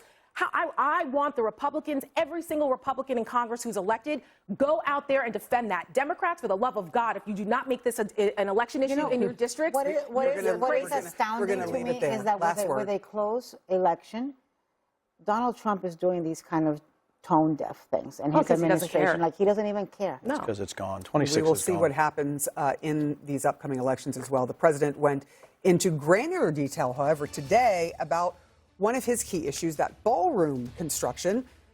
But people on a tour. We'll talk about that next. Tonight, as the Senate grapples with using taxpayer money for Donald Trump's ballroom, he decided to give America a tour of the construction. And while he was speaking, look at the news headlines on major outlets at the same time. Oil inventories are depleting rapidly due to the war. Speaking of Iran, new concerns about how the Pentagon will replenish weapons. The 30-year Treasury yield hit its highest since before the financial crisis. Rising health care costs may force millions to lose ACA coverage. The administration is defending the taxpayer slush fund to pay off its allies. The WHO is sounding the alarm on an Ebola outbreak. So the obvious point, with so much going on, do Americans really want to hear about the ballroom? Anna? I don't know what to tell you. I mean, he's like a crazy grandpa, right? Who, you know how like grandpas show you pictures of their grandchildren? He shows you pictures of his ballroom. And again, it goes back to the tone deafness, right? This is happening at a time when Americans can't afford health care, can't afford groceries, can't afford gas. Farmers are going bankrupt. But let's talk about my slush fund in the DOJ. Let's talk about my $15 million to repaint the reflecting pool Mar-a-Lago blue. Something else that we could I'm not done yet. I'm not done yet. Let's talk about the $1.5 billion for the ballroom that started at $200 million. I think it's disgusting to regular Americans who are having a hard time feeding their families and making ends meet. But how do you explain the fact that when you look at Donald Trump putting up all these candidates against incumbents, people are voting for them in the primaries?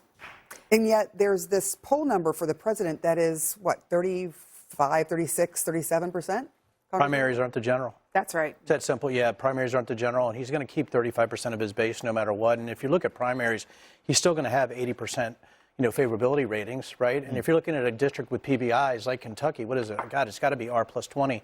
That's what's going to happen. And as far as the ballroom, if it's a lightning round, have you ever seen Naked Gun with Leslie Nielsen in the front saying there's nothing to see here, why there's a fireworks factory going off behind him? I feel like it's that right now, because right now with the polling, with what's going on with the economy and things like that, it's so ludicrous for him to be talking about a ballroom. It sounded unhinged, like mentally unhinged, but that's what I feel like with the ballroom. Really quick to Anna's point about it's a crazy grandpa. I mean, obviously, there's concerns. The man is clearly unwell. But a grandpa shows pictures of his grandkids because he loves them, and that's a priority for him.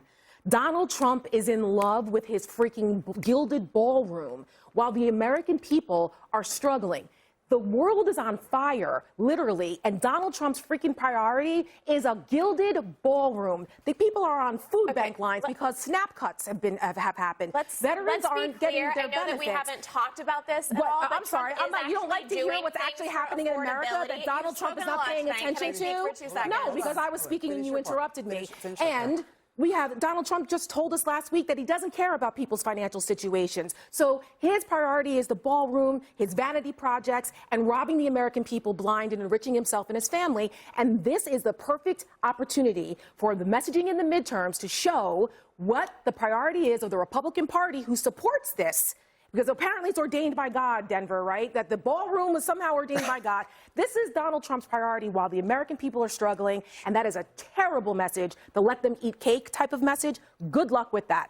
Lydia, is it a let them eat cake type of message? Well, what we haven't discussed at all tonight in the last 24 hours, for instance, is the fact that Trump unveiled a new prescription program. 600 medications are now generic and cheaper for Americans. He's partnering with Mark Cuban. He's making medication more affordable. I know that's one criticism, but that's something that he did.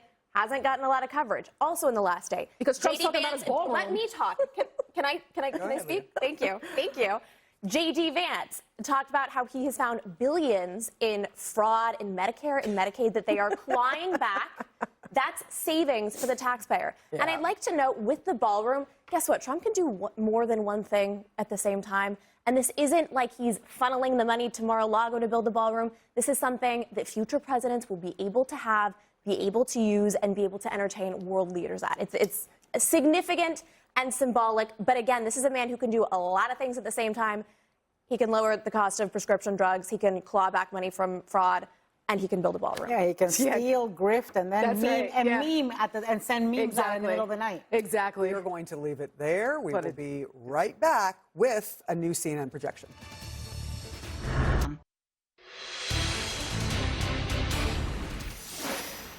We've got some breaking news to leave you with. CNN projects Keisha Lance Bottoms will be the Democratic nominee to be Georgia's next governor.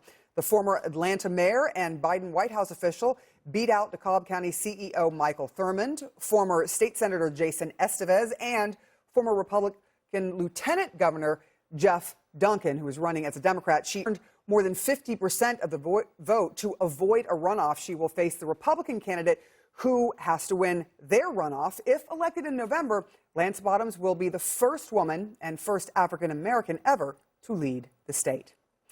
Thank you so much for watching Newsnight tonight. You can stream the show anytime with an all-access subscription in the CNN app or at cnn.com/watch. Laura Coates Live starts right now.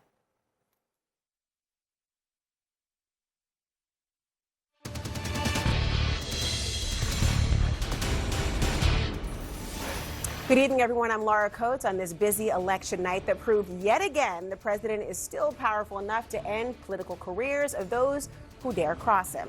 Just look at the state holding the marquee race in tonight's primaries. Kentucky.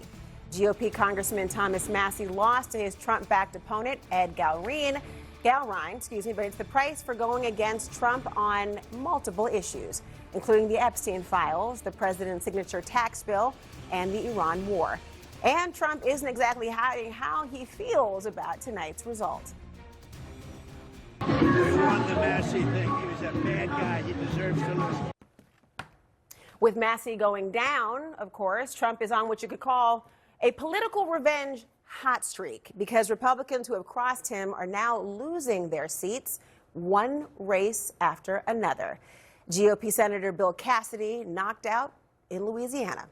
5 Indiana Republicans who defied him on redistricting picked off politically. And now he's rolling the dice in another contested race, this time Texas. I'm talking about the Senate seat held by John Cornyn, a 4-term Republican incumbent. But Trump is siding with the challenger, MAGA loyalist Ken Paxton, the state's combative and scandal-plagued attorney general. The president is going all in with the runoff just 1 week away, and of course, early voting already underway. Democrats think a Paxton victory will give Democratic nominee James Talrico a real opening in November. And for that matter, so do some Republicans. Lindsey Graham says Paxton has a path, but it's more uphill and also more costly. Susan Collins says she doesn't understand it, calling Paxton an ethically challenged individual. And Lisa Murkowski says she is supremely disappointed. I want to talk about it with my political experts who are here for the hour. I'm glad to have them. T.W. Origi, who is a former senior aide to Senator Lindsey Graham. Sochi Hinojosa, CNN political commentator and former DNC communications director. Her sister is actually running for governor in Texas. Shemichael Singleton, a CNN political commentator and Republican strategist. And of course, Lulu Garcia Navarro, CNN contributor and New York Times journalist and podcast host. And a fabulous tie, I have to tell you. I'm going to look at it all night and be like, okay, here we go. All right, guys.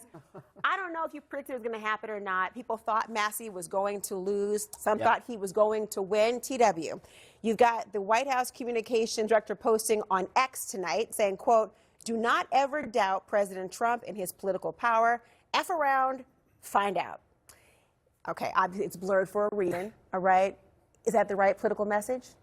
It's the political message that Donald Trump's been pushing for a long time. Is it accurate? Of course. Like political parties, like a snake, the body follows the head. And Donald Trump has a outsized impact on the base of his party. He's grown the base of the party, and he has a very strong grip on it.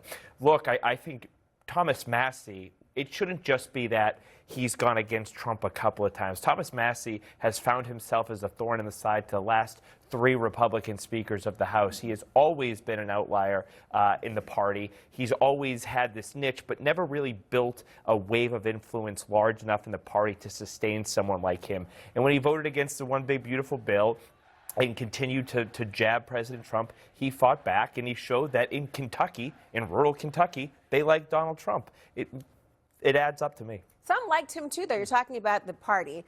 Many looked at the way he was conservatively fiscal. Michael, I know I'm talking to you. Oh, okay. I'm looking at her tie, but I'm looking at you right now. Okay, fair enough. Massie, many thought, was truly a Republican based on his conservative viewpoints and fiscal viewpoints on the budget and the debt, et cetera. Why do you think the fact that he had crossed Donald Trump was enough to overcome that for many voters? Sure. I mean, philosophically speaking, he's more of a Michael Oakeshott type of conservative, which for people who don't know, he's more of the libertarian intellectual wing of conservatism, if you were to expand what all of this stuff means. That Still said, a Republican. Though, still a Republican, absolutely. That said, though, I remember when Nancy Pelosi called members of the squad to her office where they were being a thorn in her side, when they were obstructing everything, and she said, well, let me make it clear. This is not the process. I'm the Speaker of the House. And if you don't get your butts in order, then there's going to be some real problems and repercussions. And sure enough, they did. I view this in the same vein. That said, I had an opportunity to talk with a lot of gun rights groups and folks in the firearms community today about Massie, where he has a lot of support. And a lot of those folks were not very happy about this.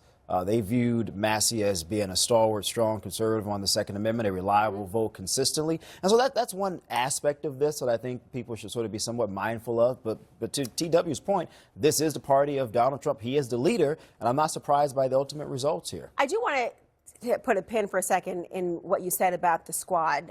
One of the things I remember the squad having a lot of pushback to Pelosi was because they were disruptive of what she perceived as what should be the order and the idea of waiting one's turn or following how things should be done. And there are people who voted them into office because they were rejecting this idea that what was the status quo in Washington, D.C. and among Democrats and Republicans somehow was not working any longer. Lulu, when you hear that and the idea of somebody who is crossing the president, not necessarily just the Speaker of the House, who has not been that vocal as Trump had been about Massie. What do you hear? What I hear is this. Let us not forget that it was almost unprecedented for a leader of the party, for a president to get involved in local races and try to primary people in your own party at this scale. This was something that was never really done before Donald Trump started attacking members of his own party that crossed him. Why is he doing this? Well, one could look at this and say all authoritarians want more than anything else for the people in their party to give them blind loyalty. What we have heard Donald Trump say over and over again is loyalty is the most important quality to me personally. It does not matter if you represent the people of your state. It does not matter if you're representing your values. What matters is loyalty to me. And you know what? The voters said yes, overwhelmingly for Massie. We've called this race. But I want to play for you what Massie had to say tonight because he sounded like he was still ready to be kind of a happy warrior. Today is the 6-month anniversary of the Epstein Files Transparency Act. We've taken out 24 CEOs, an ambassador, a prince, a prime minister, a minister of culture. And that was just 6 months. I got 7 months left in Congress. We stirred up something. There is a yearning in this country for somebody who will vote for principles over party. 7 months is a long time. When you hear him say that, obviously Democrats are thinking, will this person be one of our allies more than he'll just be a thorn?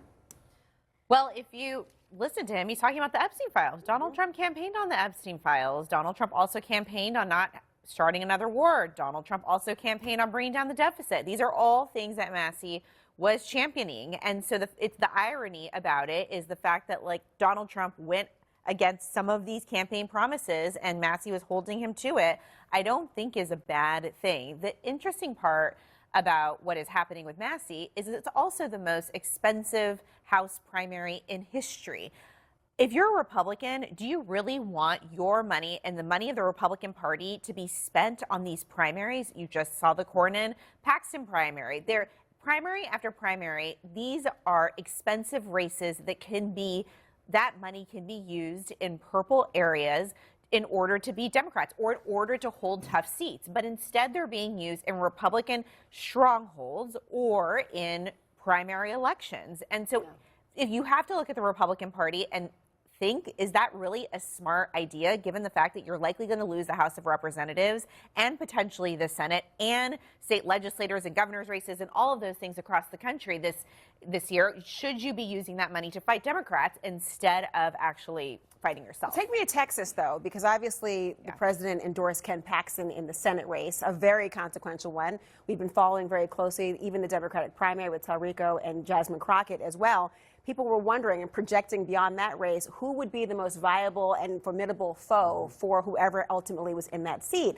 The idea that Trump is saying that Cornyn wasn't loyal enough, didn't support him quick enough when he ran in 2024, he was still seen as a safer bet for the GOP in Texas. Do you share that view? I do. And I share so now what? I share the view of my boss, and it sort of builds our social point. It's going to cost a lot more. Lindsey Graham said it's probably going to cost 3 times more. That's not good when we have to defend Maine. We're trying to flip New Hampshire. We have Michigan. We have North Carolina, Georgia, et cetera, et cetera. We need that money for those races. And I think really what Ken Paxton did when he said about the filibuster, if John Cornyn gets rid of the filibuster, I'll drop out. I thought that was a stroke of political genius. Why? Because it flipped the pressure off of him. So Donald Trump, according to all reports, was very close to endorsing Senator Cornyn, and I would have supported that. Once he made that edict and that claim, the whole narrative changed, and Trump said, wait, I want to see how this plays out. Now, what I'm concerned about, given the money, and that John Cornyn hasn't dropped out yet, is what does Tim Scott and the NRSC do? What does the SLF do? What does the moneyed people, where does the money go in this? I don't think Ken Paxton goes to the underdog in this race. I still think he's favored, but we've just made this a game when it didn't have to be. You know, Cornyn actually spoke tonight and tried to find some humor in the snub. Listen. I was fortunate in 2020 to win by 10 points. And President Trump won Texas by 6. He's never quite forgiven me for that. But all jokes aside, the fact of the matter is if Ken Paxton's our nominee, he may well end up losing this Senate seat. We haven't elected a Democrat since 1994 in Texas, and he puts all of that at risk. He's going to be an albatross on down-ballot races. Will he be?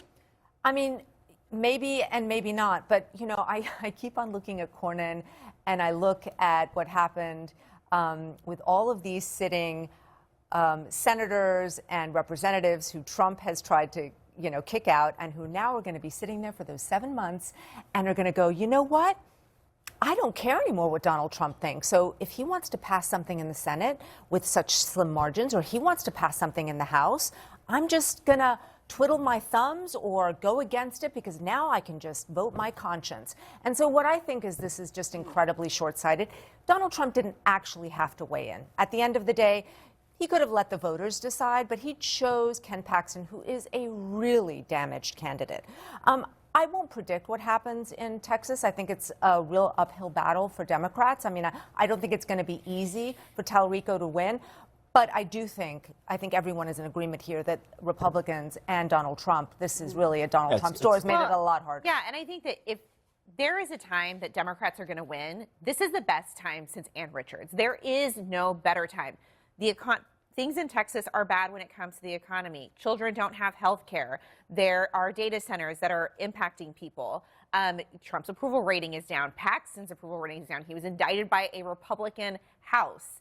The Latino vote is something that is growing in Texas, and you've seen this is why they were doing redistricting and other things to try to silence Latino voters. And so to me, it is interesting because Republicans have known that the demographics in Texas are not favoring them as it becomes more diverse. And now this issue with Paxton, I agree that it does help races up and down the ballot in Texas. And I actually do think Talrico will end up pulling it out. Also, Paxton doesn't have any money. Cornyn has outspent Paxton, and Paxton has had a very hard time raising money. So to your point, who comes to his rescue is going to be a big question for him. Well, I wonder if the fact that he's been endorsed by Trump will give some money to the pot. I want to come back in just a moment. Stand by, everyone. This group is with me all night, and we also want to hear from you. Agree with something? Disagree? You got a question about the election and what's happening in our politics right now? Send us an email at cnn.com/AskLaura. Or you know what? It's easier for me. Why don't you just text us at 818-972-7272. Yes, you can really actually text the show. Just make sure you include a first name and your city or your state. Again, that number, 818-972-7272. Next, reaction from someone who knows Massie very well and knows personally very well what it is like to get on the president's bad side. Former Republican Congressman Ken Buck will join us.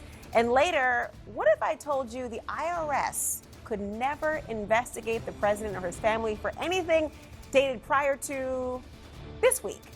Well, DOJ just made that official, and you know I'm going to talk about it next. Well, the takeaway from tonight's elections, according to Republican Congressman Tim Burchett, is this. Donald Trump is still kingmaker in Republican politics, and Thomas Massie found out the hard way. My next guest often found himself on the receiving end of President Trump's ire after turning into one of his most outspoken critics. Former Republican Congressman from Colorado, Ken Buck, joins me now. He is also the founder of Americans for Good Government. Congressman, welcome. The president's revenge tour caught up with Massie. Trump came out on top. I know you're not surprised. Why aren't you?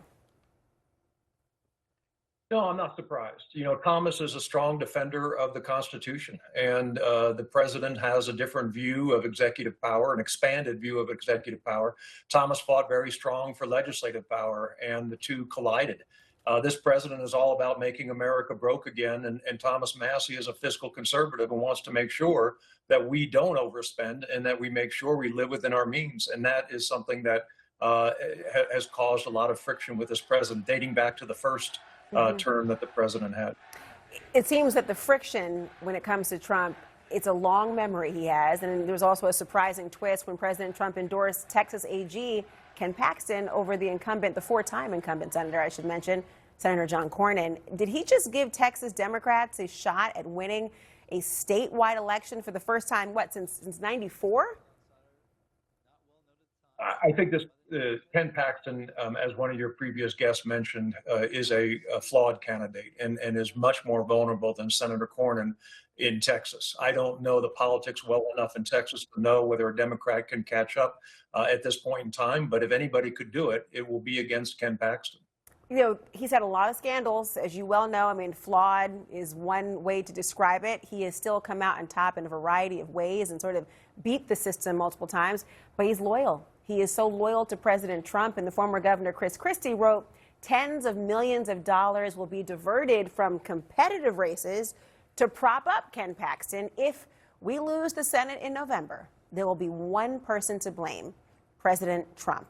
Okay, consider what it takes to be a successful candidate in today's political world.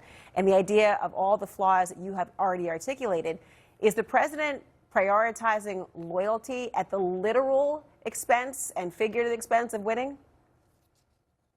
I think he has time and time again. When you're spending money on state Senate races, when you're spending money to take out a Republican who voted against you on some major pieces of legislation.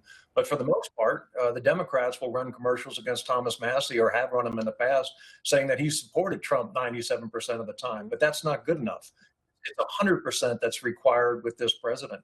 But, you know, when your wife files for divorce and says that it was based on biblical reasons, and you're running in a deeply Christian and faith-based state like Texas, that's something that's hard to overcome.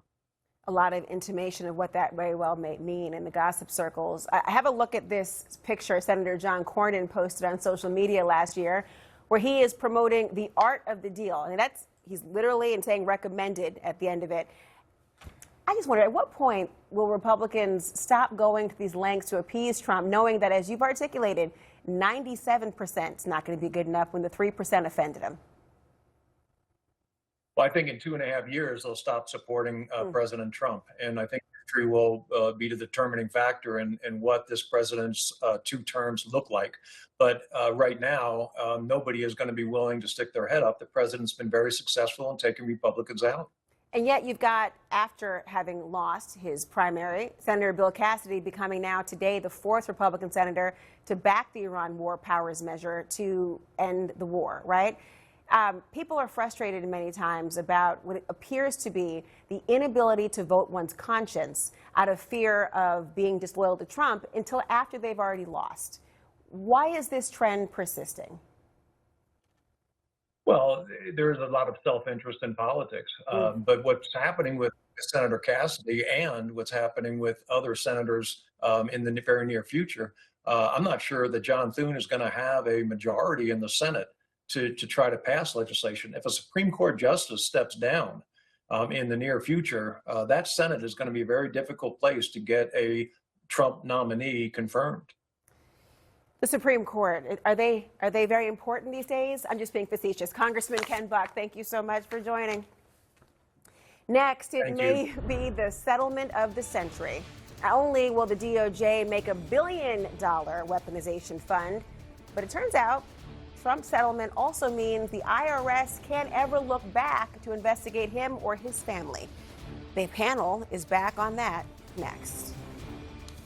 Has it ever happened that a sitting president sued his own government for $10 billion and then directed the settlement of the case and the establishment of a payout fund?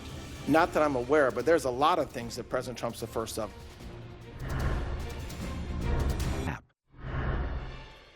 Well, there's a plot twist in the settlement between President Trump and the IRS that created the nearly $1.8 billion anti-weaponization fund. A one-page pledge quietly posted on the DOJ website just this morning and makes a huge promise. Here's the fine print, everyone. The United States releases, waives, acquits, and forever discharges each of the plaintiffs from and is hereby forever barred and precluded from prosecuting or pursuing any and all claims as of the effective date of the settlement agreement. Now, I want you to let that sink in. The IRS cannot pursue any claims against President Trump, his family, and his businesses for past tax audits. Meanwhile, split screen on Capitol Hill, the acting AG, Todd Blanche, defending what critics are calling a slush fund. It's not limited to Republicans. It's not limited to Biden. It was. It's not limited. It's not limited to the Biden weaponization. It's not limited to, in any way, scope or form to January 6 or to Jack Smith. There's no limitation on the claims. My panel is back with me. So that is the problem, though. There's no limitations. There's no exclusions, as we know, et cetera.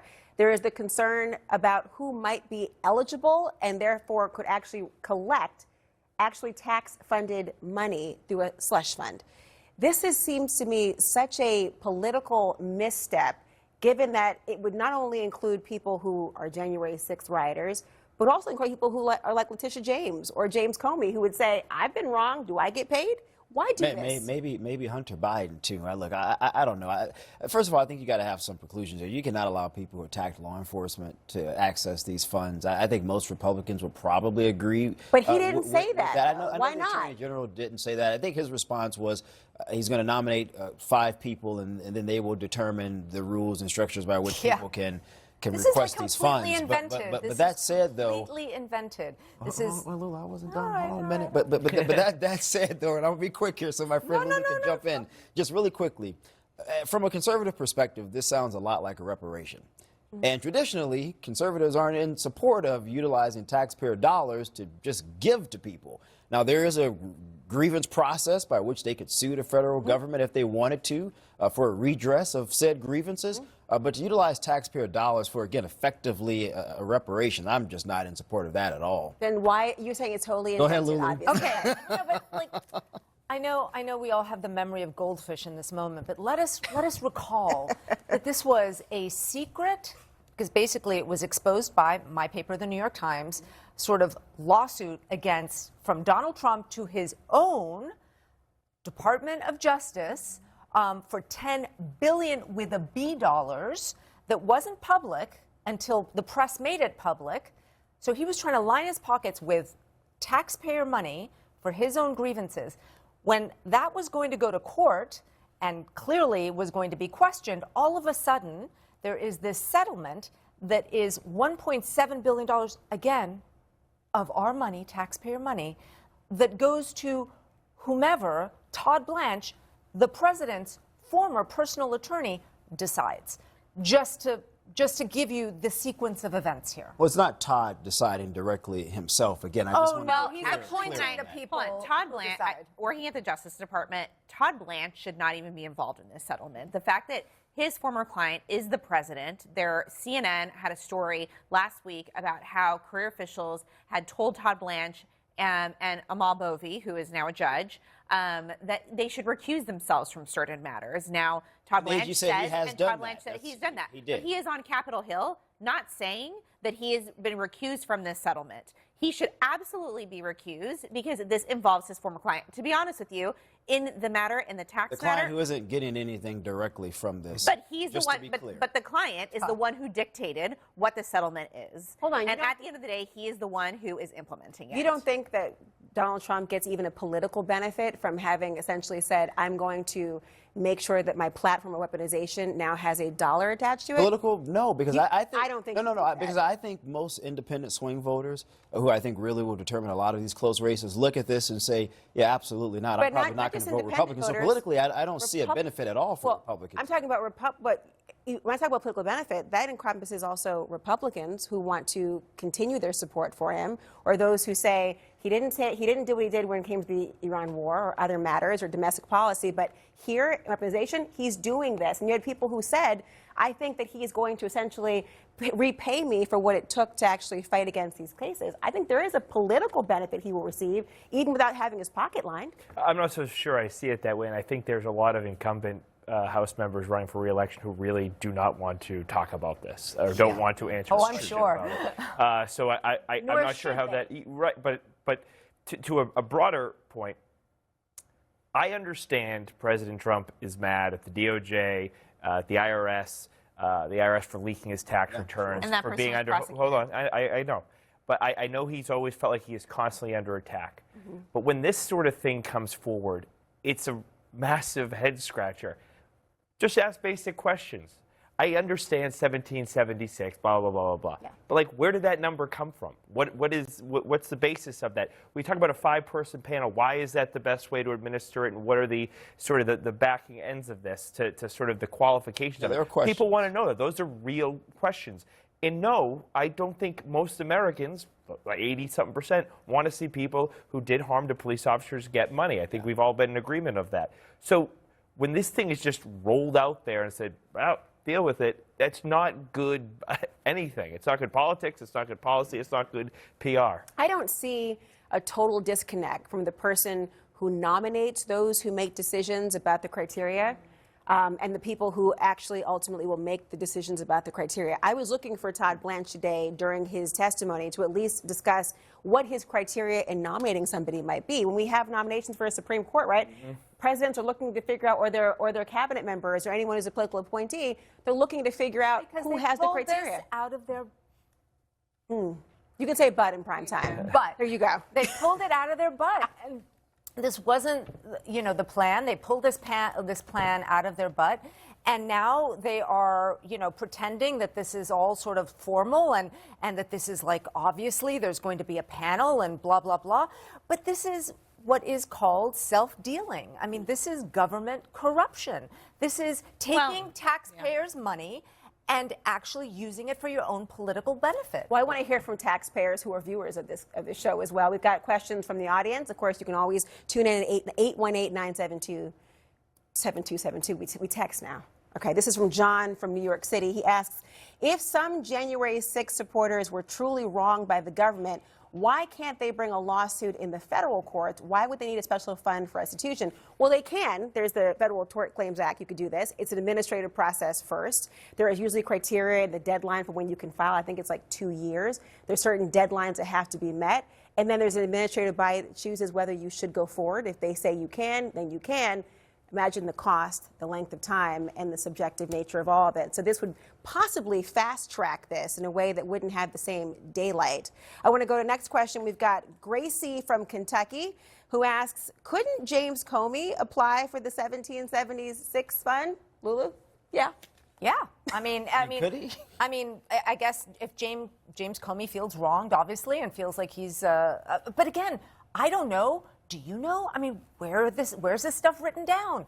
Who knows who's eligible? Who's going to be deciding that? If they're all partisans, they're going to look at James Comey and think, no, the president says that you're, absolutely culpable for this. You don't get any money back. So, again, this is all invented. This didn't go through the normal processes where, where our funds get actually in government, get taken care of, and there's, all these systems built to protect this money. That's not how this happened. We got another question. Leroy M. asked this question. I don't think the Republicans are realizing the impact immigration and ICE will have on the Hispanic votes in southern states and Texas. All gains will be lost. Sochi, would you have a response?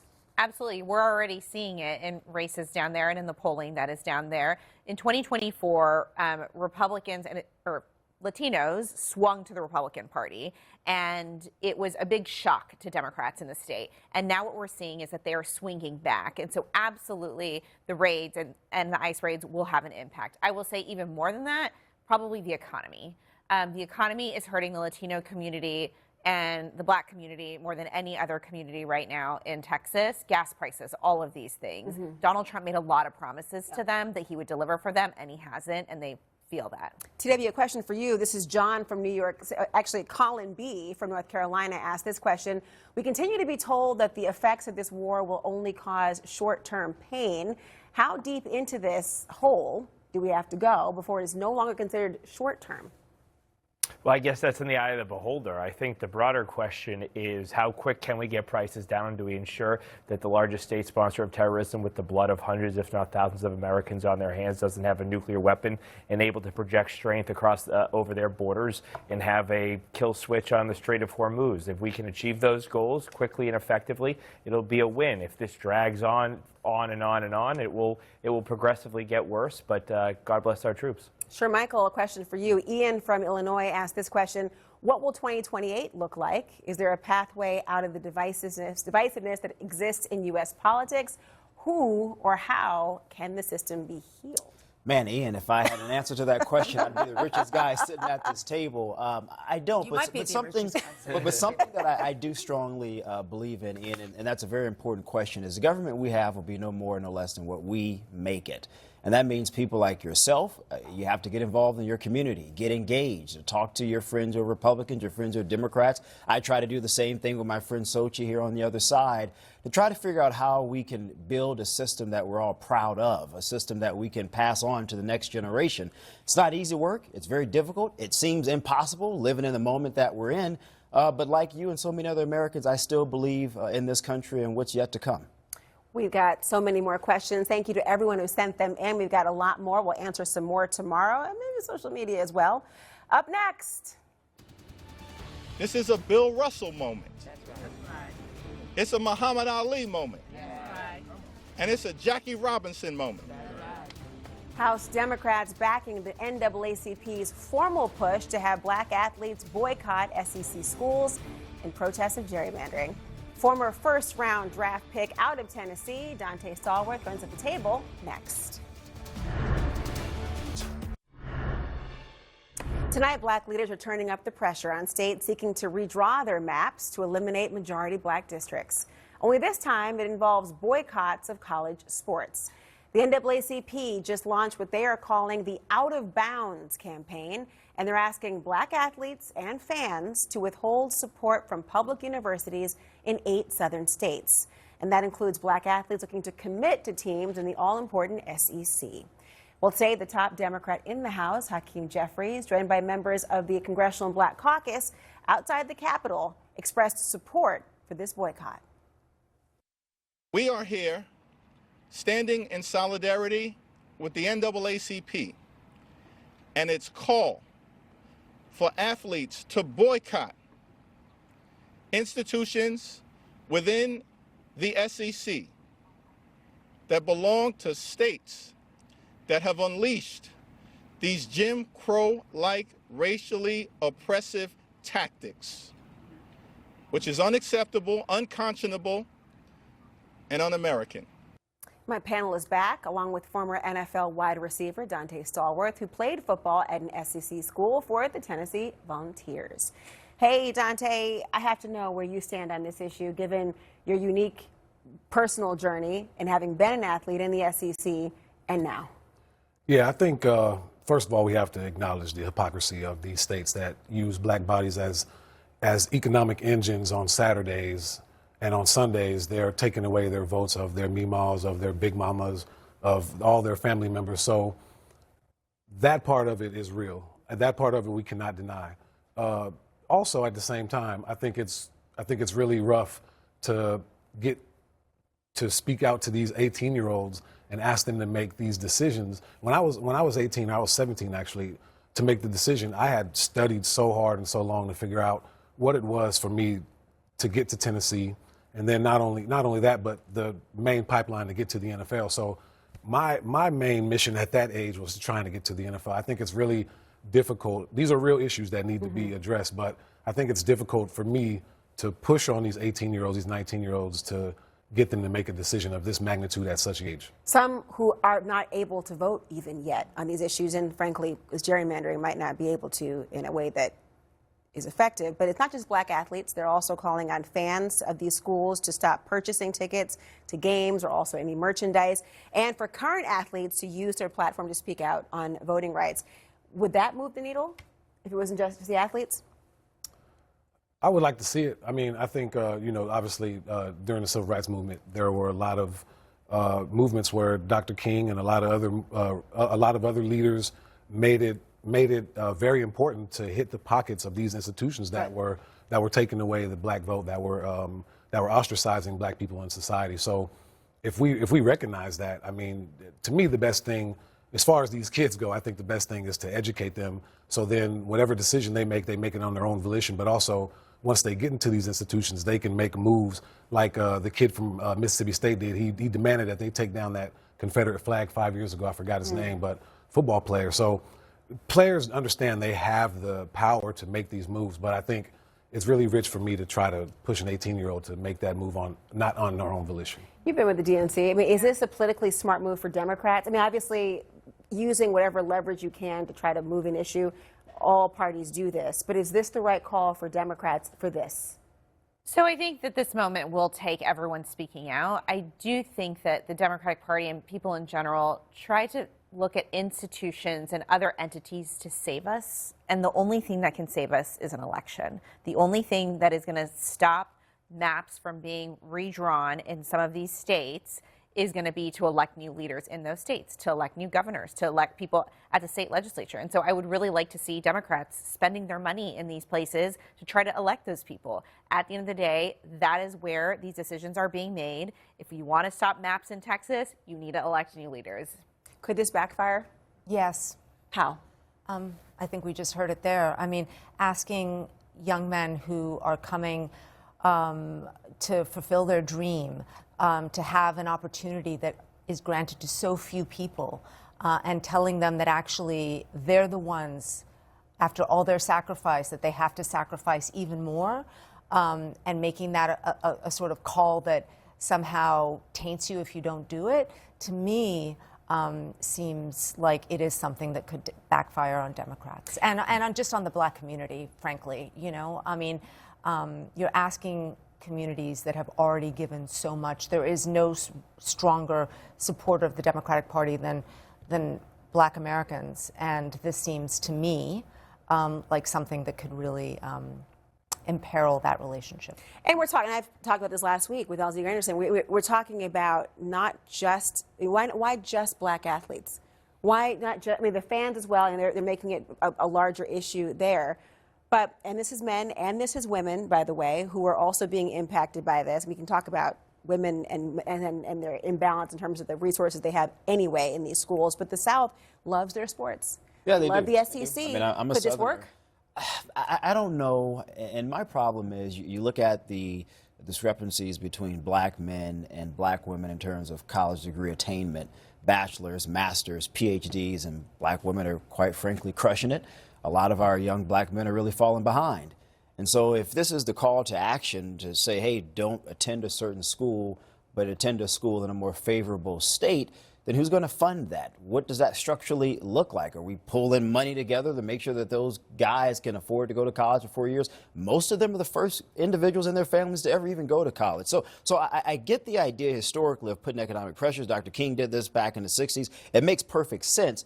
I just don't know structurally if this is going to lead to the results that many of the Democratic leaders are looking and hoping for. The NFL just announced that Tennessee is going to be the place for the Super Bowl in the year 2030. That's one of the states we've just seen recently where they redrew its maps, divided Memphis in all sorts of ways following the Supreme Court's decision. Do you see this becoming a major flashpoint in the future, knowing that Tennessee is one of those poster children for what went wrong with gerrymandering now? Yeah, I think it possibly could. I was speaking to someone earlier about this, and I think it's enough time out now. I don't know if the NFL's ever pulled back from announcing a Super Bowl site because they put so much effort and money into doing that. But I think being able to get at that now, especially if things become much worse in Tennessee, which it seems like they are, then the ability to be able to push back on it and to stop them from having the Super Bowl in Tennessee is the moment to do it is now. Yes, thank you so much. Obviously, a very complex issue. Up next, how LA's Spencer Pratt is pulling off one of the most viral political campaigns of all time. Turned upside down, and I had to take a minute to run for mayor. I'll tell you how I became the prince of a town called Bel Air. It's almost midnight here on the East Coast. I want to go to my favorite West Coast anchor, Alex Michelson. Good to see you, my friend. Look, another day. The only West Coast anchor. No, but you're my favorite, okay? It's the one and only. Thank you very much. Don't take away my friendship and love for you. Another day, another viral campaign ad from Spencer Pratt. This time he's trying to spin a TMZ report that said he's not really living in a trailer where his house burned down, but at the five-star Hotel Bel Air. And he channeled some Will Smith in the process. Watch. In West Los Angeles, Palisades, my backyard is where I spend most of my days. Feeding hummingbirds, relaxing all cool, avoiding all the bums outside of the school. When a couple politicians who were up to no good started making trouble in my neighborhood. I got at one little fire, my mom got scared and said, "You're moving in with Harvey Levin in Bel Air." Now, I mean, you would think this would be a big scandal for a candidate, and obviously he is having a lot of fun with this, but his marketing campaign should not be, sneered at. Is it working? We'll see. I mean, we don't have a lot of great polling so far. It's certainly working in terms of getting his name out there. I mean, the backstory here is he ran a campaign ad where he sort of mocked where the mayor lives, mocked where her main opponent lives, and says, "I live here," and showed an Airstream and his burnt-out lot. He said, "I live here." And then TMZ pointed out he doesn't actually sleep in that Airstream lot. He spends a lot of nights at the Hotel Bel Air and then lives at his parents' home in Carpinteria outside of Los Angeles. And he doesn't dispute that. But he says, look, I live in the Palisades. My home was burned down. This is where I live. And so this is his response to that. But it is unbelievable the amount of attention that Spencer is getting. Tens of millions, potentially hundreds of millions of views for videos like this. You actually sat down with Spencer Pratt. How did that conversation go? It was really interesting. We talked for almost an hour. We're going to have a lot of that tomorrow on The Story Is, but tonight on The Story Is, we're going to be talking to his main opponent, Mayor Karen Bass, who he blames her for the fires, and that's the reason that he got into this race, and it is one of the closest watched races in the entire country right now. Well, so is your show. Have a great show, Alex. Thanks, Laura. Great work tonight. The Story Is starts right now.